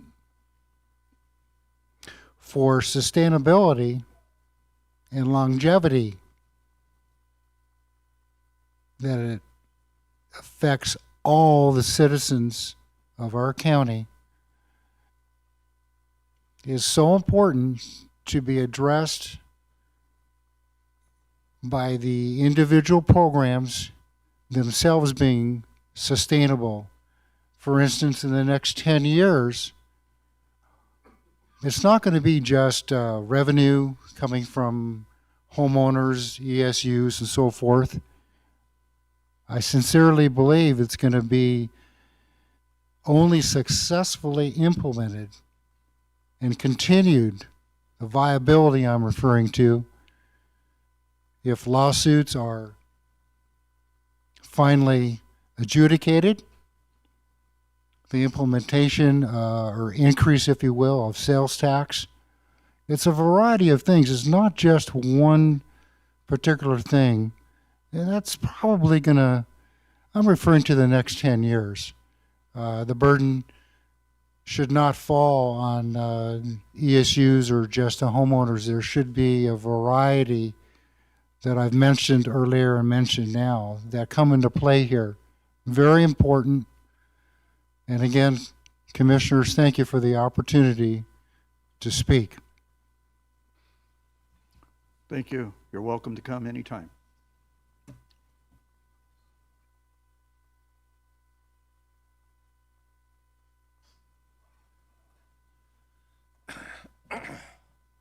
Good afternoon.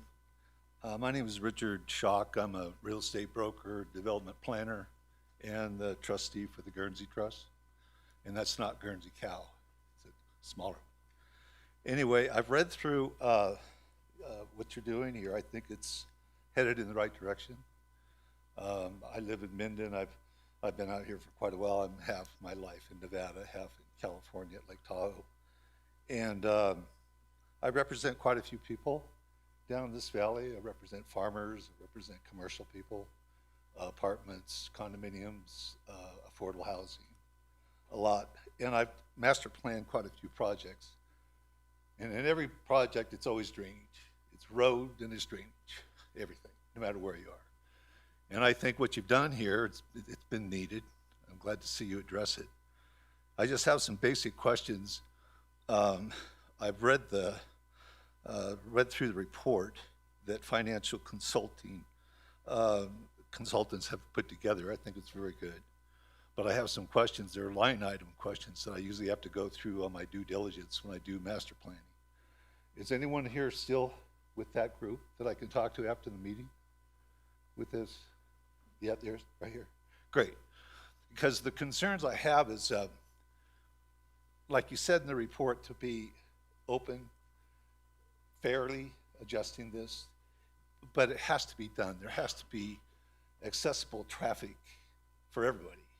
And this is a major community concern, whoever you are that live in this community, and I appreciate what you've done. And I think with a lot of input, with a lot of people here, because it is a big community concern, we'll get it handled. And I appreciate it. And I'll I think I've said enough. These questions I need to be answered by the engineer, for my engineer. And I thank you for your time. Thank you.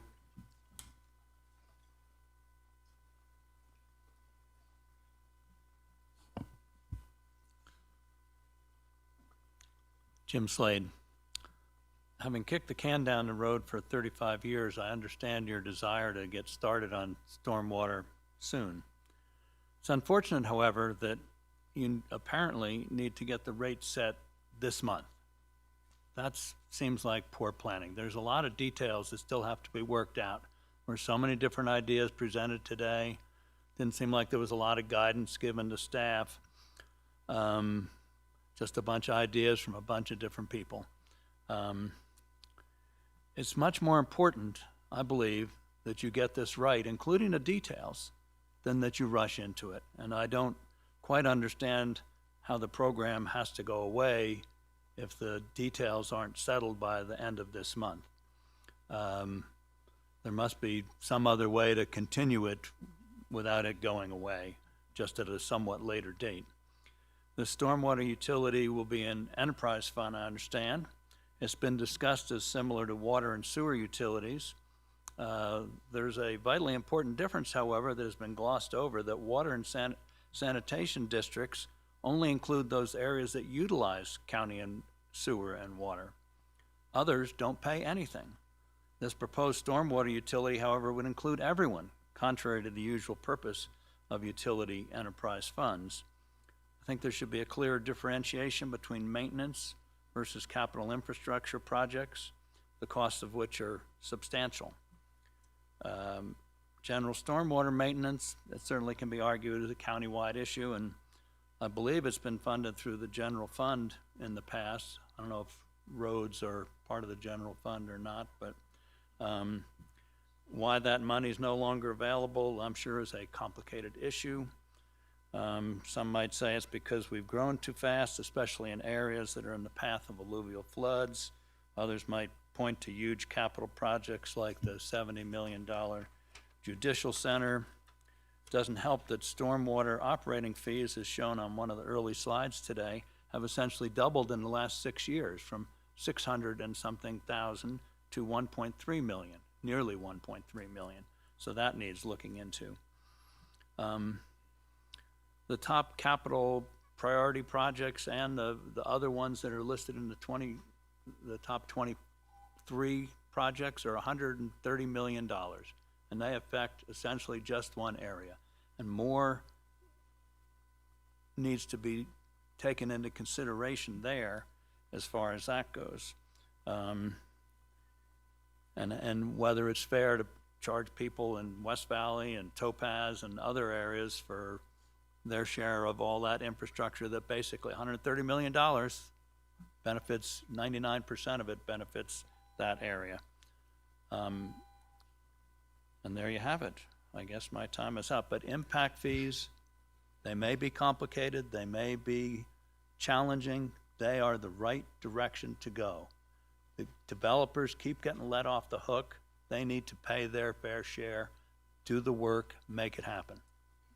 Thank you, Mr. Jackson. Is there any additional public comment? I'm not seeing any additional public comment. I did want to make one comment. Mr. Jackson, you referred to a flat fee, and I believe we did consider a flat fee. I thought that was one of the things that was brought forward. However, it was the citizens that came before us and talked with us about the need for a tiered rate, and so that was our reaction to, and our consultants' reaction to that flat fee issue is to have a tiered rate for residences that fit in different categories. So, anyways, we did consider that. So, okay, with that, if there's no other public comment, the meeting is hereby adjourned. Thank you.